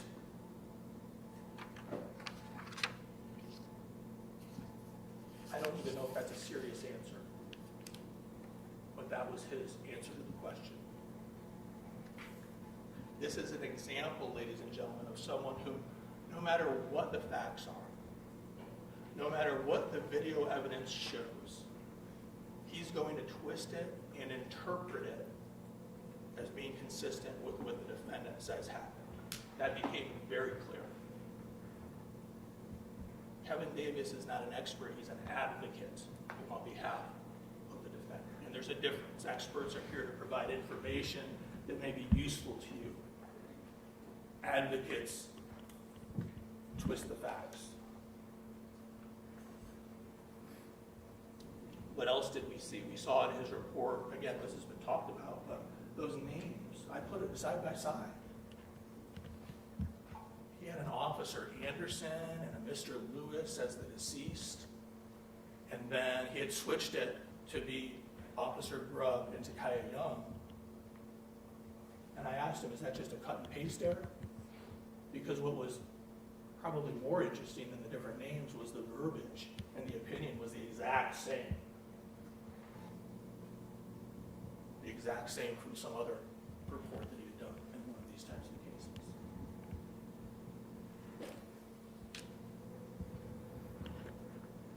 He finally did concede one point when I was cross-examining him, and that was he admitted that if the defendant's description of events that led him to fire his weapon until killed Takaya Young were determined to be untrue, that would affect the reasonableness of the threat that he claimed to receive. He did concede that point. And that's exactly what we're dealing with in this case, ladies and gentlemen. We're dealing with an attempt by the defendant to justify his actions after the fact.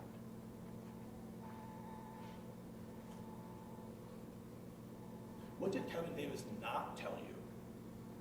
What did he not tell you? He didn't tell you what an actual, reasonable, objective officer would have done.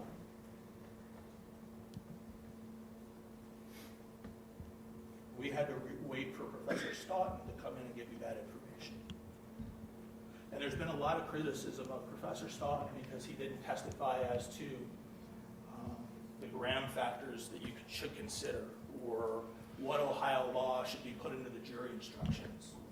But Professor Stoughton was very straightforward. He said, I'm not here to testify as to what the law that the jury should use should be. That's the judge's job.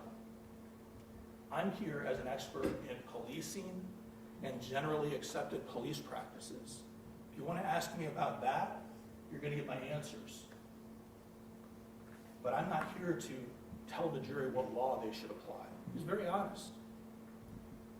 He didn't want to go above and beyond what he was here to do, unlike the Kevin Davises and DeMullins of the world. And they want to criticize him for that. That's fine, I guess. But at least let's be honest about it.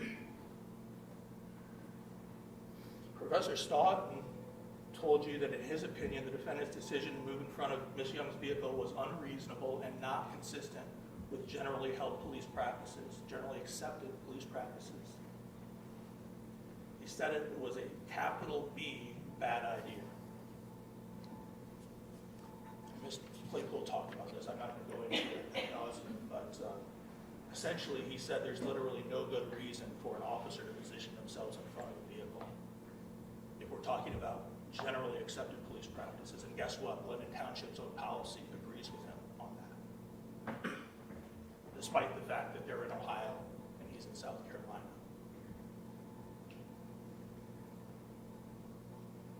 What else did Professor Stoughton tell us? He told us that just because a suspect leaves doesn't mean the investigation is over. There's other things that can be done, whether it's checking video or getting witness statements, trying to identify the person and going out and perhaps making contact with them and arresting them if that's what's going to happen at a later time.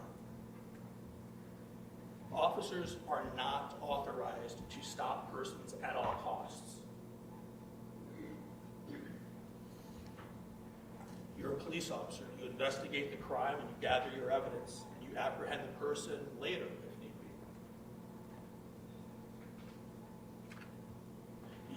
He then quoted State v. Garner, the Supreme Court case, that stated, "It is not better that all felons should die than one should get away." Officers have to utilize their training to make reasonable decisions, ladies and gentlemen. Reasonable decisions. This defendant did not do that. And his unreasonable decisions actually contributed to the situation that led him to use deadly force. We heard all about that from Mr. Stahl. He should not have stepped in front of the car. He should not have drawn his weapon. He should never have remained in front of the car when it became clear that the car may move. And he should never have fired a bullet through the windshield.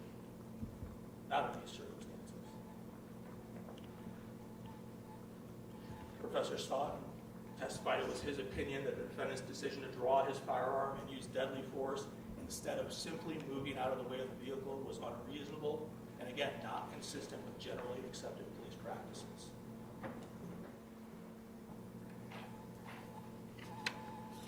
Now, the defense doesn't like those opinions. I get it. I understand why. And they try to, I guess, disparage him through the teacher reviews and things of that nature.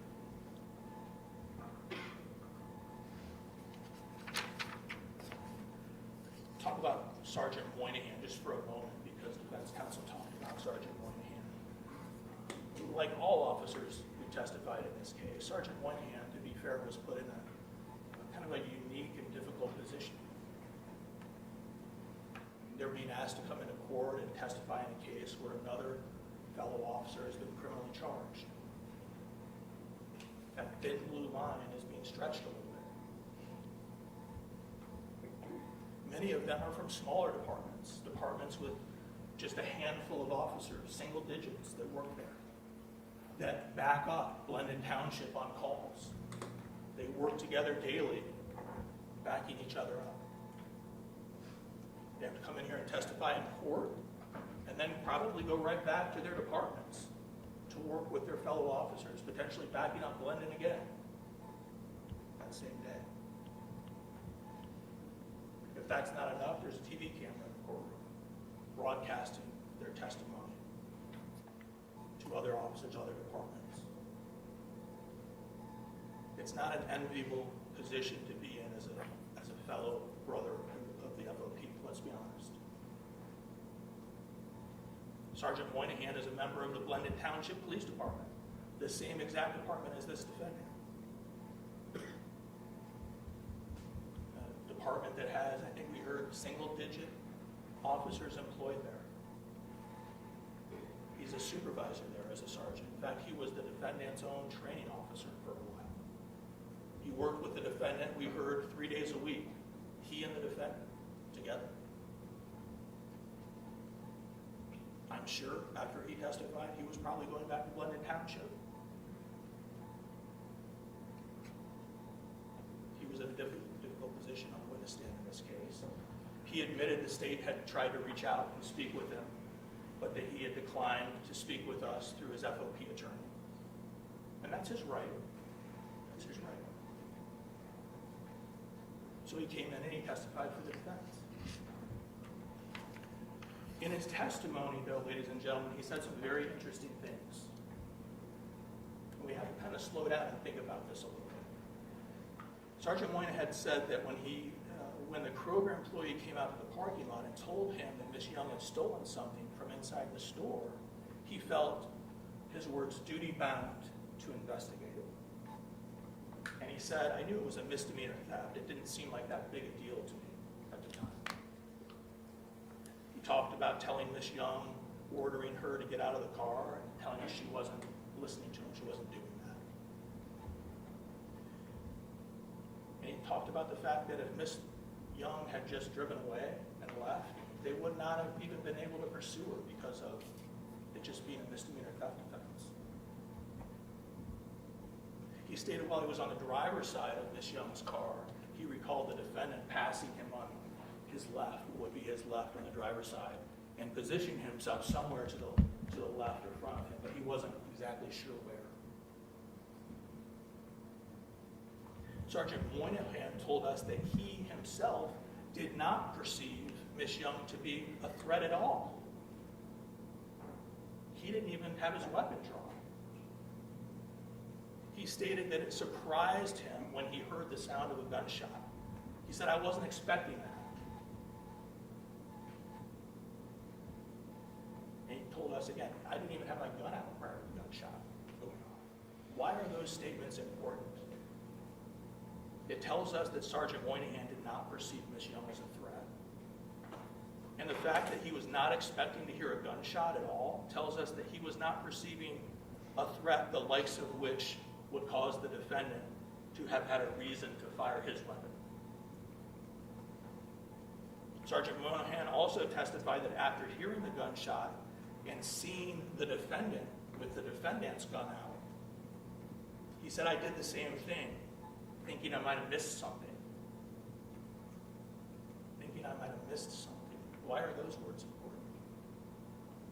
Again, it tells us that Sergeant Moynihan saw no reason to have his gun out, but that after the gunshot went off audibly, he pulled his gun out thinking he might have missed the reason why. I submit to you, ladies and gentlemen, that Sergeant Moynihan was surprised to hear the gunshot because he did not observe anything on that day that an objectively reasonable officer would have perceived as a deadly threat from Miss Young. He thought he missed something for the same reason. Now, we've heard, and you'll have the defendant's written statement with you in the jury room. And let's think about this.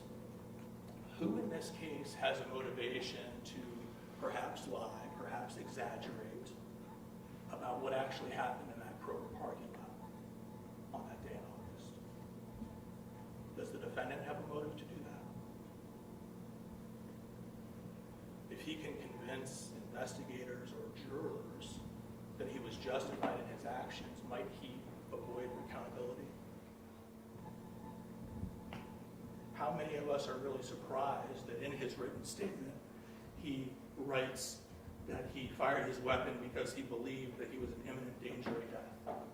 I don't think any of us are surprised to see that in the written statement. That's not a shock.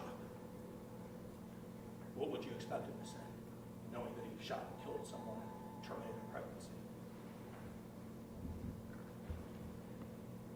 But think about this. In order to believe what the defendant puts in his written statement, as well as the statements that he makes to Medic Atkins, you'd have to not believe what you see in the body worn cameras. You'd have to not believe what you see in the Kroger videos, because none of those videos support what the defendant says happened. There's been a lot of talk about hindsight. And it's interesting because the person using hindsight in this case, I submit to you, as the defendant. What do I mean by that? The defendant is attempting to justify his actions after the fact. He's attempting to tell a different version of events than what the videos show in order to explain his unreasonable use of force in this case. How? Well, after the shooting, we've talked about this, within less than an hour after the shooting, he's whisked away from that scene at Kroger and taken to Glendon Township Police Headquarters, where he meets with the medics. They're there to evaluate him of any potential injuries. And while being evaluated is when he makes that statement to Medic Atkins, which Medic Atkins documents in his, we call it a run report, medic report. Medic Atkins wasn't at Kroger when this happened. He doesn't know what happened. These are the words of the defendant. That he, quote, was thrown off of the hood of the car and onto the ground, end quote, when the car hit him. Those were his words. Now, the defendant knew that didn't happen. would he say that? Because he knows the person that he shot is seriously hurt and probably going to die. Don't know if he knew she was dead at that point, but we know it was pretty serious and he knew that. He knows he has to justify the choices he made and the shot that he fired. And that's the story he came up with at the time. But there's a problem. There's video. Not only body-worn camera from him, but also from Sergeant Moynihan, and there's also Kroger surveillance video. At the time he tells Medic Atkins his claim of how he was thrown off of the hood onto the ground, he hadn't seen that video yet, obviously. 2 months later, to the day, October 24th, 2023, the defendant submits his written statement to BCI investigators. And after these 2 months have passed, he's now got a different story. A new version of events, if you will. Why? He knows that no one is ever going to believe he's thrown off the hood onto the ground once they see these videos. So there's a different version. He uses different words. We no longer see being thrown off the hood onto the ground. We now see words like, both my feet were completely off the ground and my waist was on the hood of the car and my body was being carried by the car as she continued accelerating. And my feet were no longer on the ground and the top half of my body was on the hood of her car. The suspect was trying to flee with me being carried on the hood of her car. Those are his words. In his second attempt, if you will, to justify his actions. But the defendant still has a problem. And that problem is, how is he going to get a jury like yourselves to believe that's what the video shows? Answer: hire experts. And you have your experts, and we've heard this term before, work backwards in an attempt to show that what you said happened, defendant, actually is what the video shows. And we see things when they do that. For instance, like Dr. Desmoulin's animation that distorts what the video actually shows, attempting to simulate to you all that his body was being carried on this hood, gliding, his feet never touched the ground, which we know is not accurate, because we have the real video. And we see things like Kevin Davis picking and choosing comments out of the defendant's own statement and trying to shoehorn those into the cherry-picked still shots that he wants to present to you, while totally ignoring other statements by the defendant about being thrown off the hood and onto the ground. We won't even talk about those if you're Kevin Davis. And if you do want to talk to him, then I ever tell you the story about how I'm going to interpret what those words actually mean. Kevin Davis is an advocate and he's an interpreter.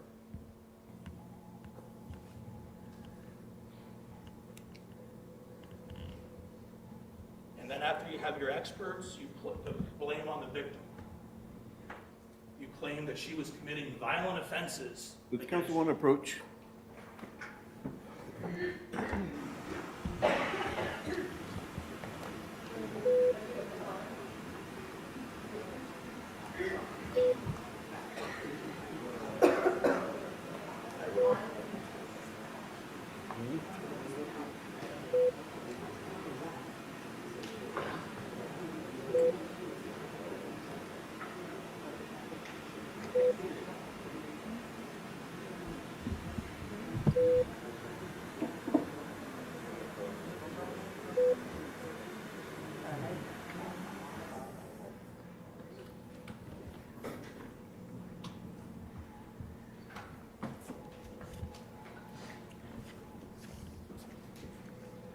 going to try to wrap up for you, ladies and gentlemen. Let me wrap up by saying this. Homicide cases, by their very nature, are difficult because we always have one witness who can't come into the courtroom and walk up into this courtroom and take that witness stand and testify as to what happened. Takaya Young can't walk in here, and she cannot tell you what happened on that day in August. Takaya Young no longer has a voice in this case because of the defendant's bullet. But she still speaks to you through the evidence, ladies and gentlemen. She speaks to you through her activation of her turn signal. And she tells you, I wasn't trying to run this officer over, I was turning to the right. She speaks to you through her vehicle and the video of her turning her hands, hand over hand, on that steering wheel to the right. And she tells you, I was not trying to run him over. I was turning as far as I could to the right to avoid hitting him. I wasn't trying to hurt him. She speaks to you through her front tires on the video, turning at that right angle until the rims disappear, and she tells you, I was steering away. She speaks to you through... John, may we approach? Jeff. Ben?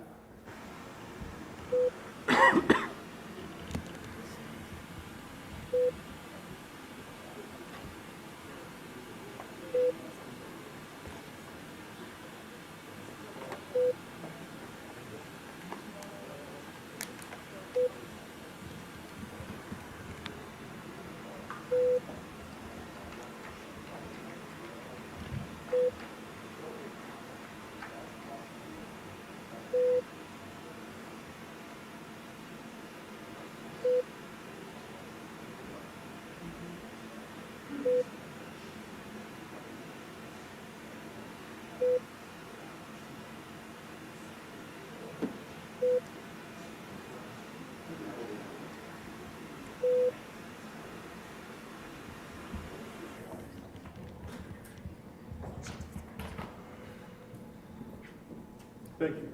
I apologize, ladies and gentlemen. Takaya speaks to you through the slow roll of her car.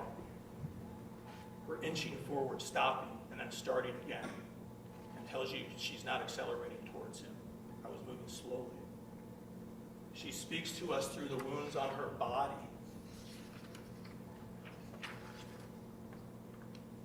The bullet lodged in her spine and tells us she couldn't move her legs. That's why her foot was still on the gas. And she speaks to us through the fetus and tells us that he took the life of her daughter.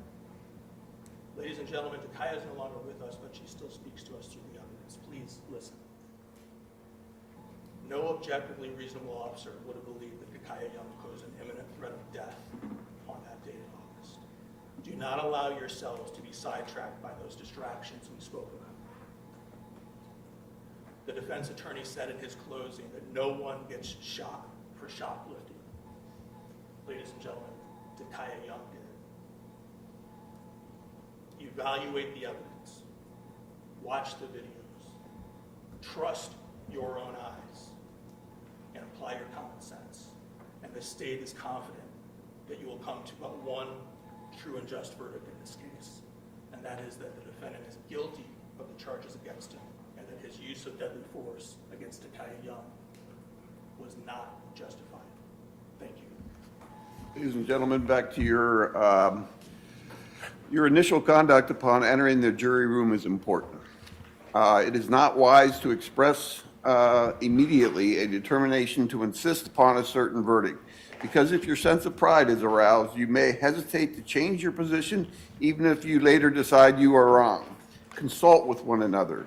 Consider each other's views and deliberate with the objective of reaching an agreement. If you can do so without disturbing your individual judgment. Each of you must decide the case for yourself, but you should do so only after discussion and consideration of the case with your fellow jurors. Do not hesitate to change an opinion if convinced that it is wrong. However, you should not surrender honest convictions in order to be congenial or to reach a verdict solely because of the opinion of other jurors. Before you can find the defendant guilty or not guilty, you must unanimously agree on your verdict. On behalf of the public and the parties, the court expresses appreciation for your services in performing this important function. after your verdict is returned, you may discuss this case with anyone, but you are not required to do so. Whether you discuss the case with counsel or anyone else after you are discharged, it is a matter of your own free choice.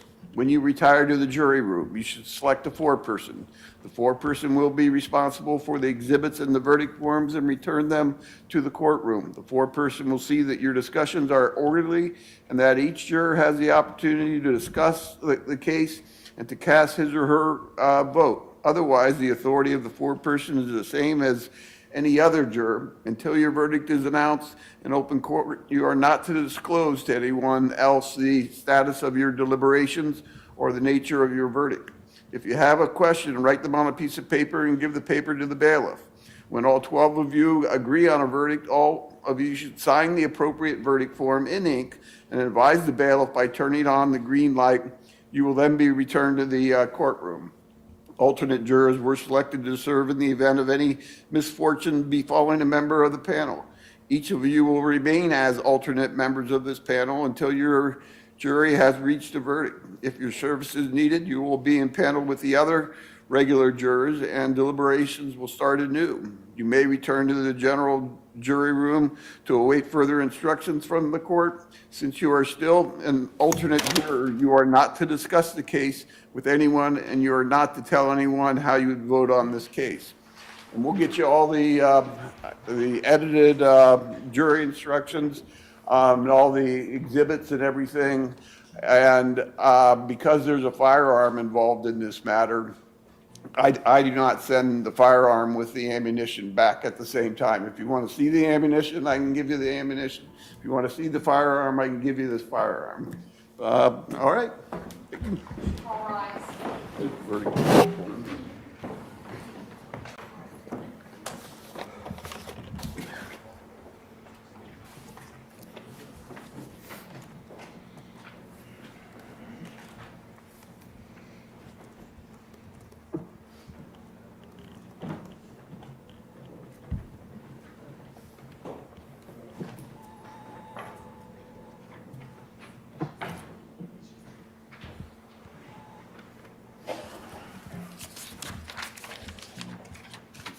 You have all the evidence.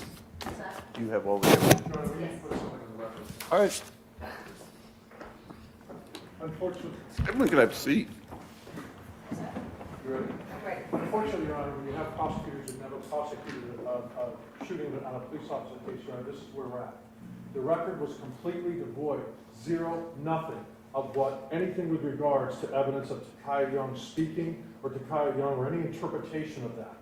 It's actually precluded, Your Honor, in the case law that her intent you can't even consider.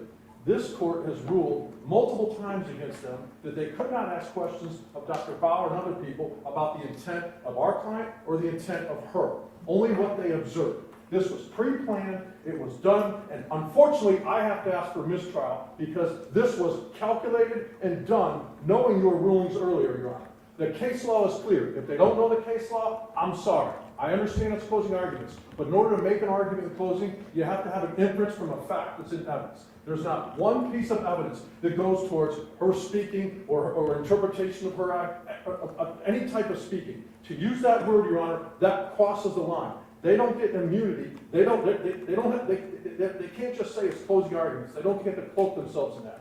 It is a guardrail that's in place that no one ever goes near, and they just did, Your Honor. And we're asking for a mistrial. And at the least, we need a curative instruction in instructing the jury that what she speaks, how she speaks, it can't come in a justification case. They can do whatever they want in a homicide case because there's no guardrails on that. But when you have a justification case involving a use of officer, the case law is clear, the courts have spoken, and they violated it, Your Honor. The state's argument was toward obvious things that are in evidence. Video of her turning the wheel to the right. Video of the tires going to the right. Video of the car moving slowly. Photos of her injuries. Testimony from the coroner. The statement was that she speaks through the evidence. And then whether that be a video of her hands turning the wheel, video of the tires turning, photo of her injury, it's argument, Your Honor. There's nothing improper about it. inferences made on items of evidence that have been admitted and testified to. Your Honor, when he uses the words, speaks to me, saying I'm not trying to hit him, or speaks to us, saying I'm not trying to hit him. It speaks to us through her turn signal saying I'm going to turn away from you. When he uses the word speaks, that's what's illegal, Your Honor, and that it's inappropriate and it's unconscionable. Any pursuit? Well, I know that they don't like it, Your Honor. I don't know what the word illegal, there's nothing illegal about it. The case law says you're not to consider her intent in any way, shape, or form. And it's. That doesn't give you absolution. Do not speak over each other. We're keeping this down. At this time, I'm not going to grant a mistrial on the matter. But if we can come up with a curative instruction, I would consider that. Terrible, Your Honor. Best of luck to you. Best of luck to you. Best of luck to you.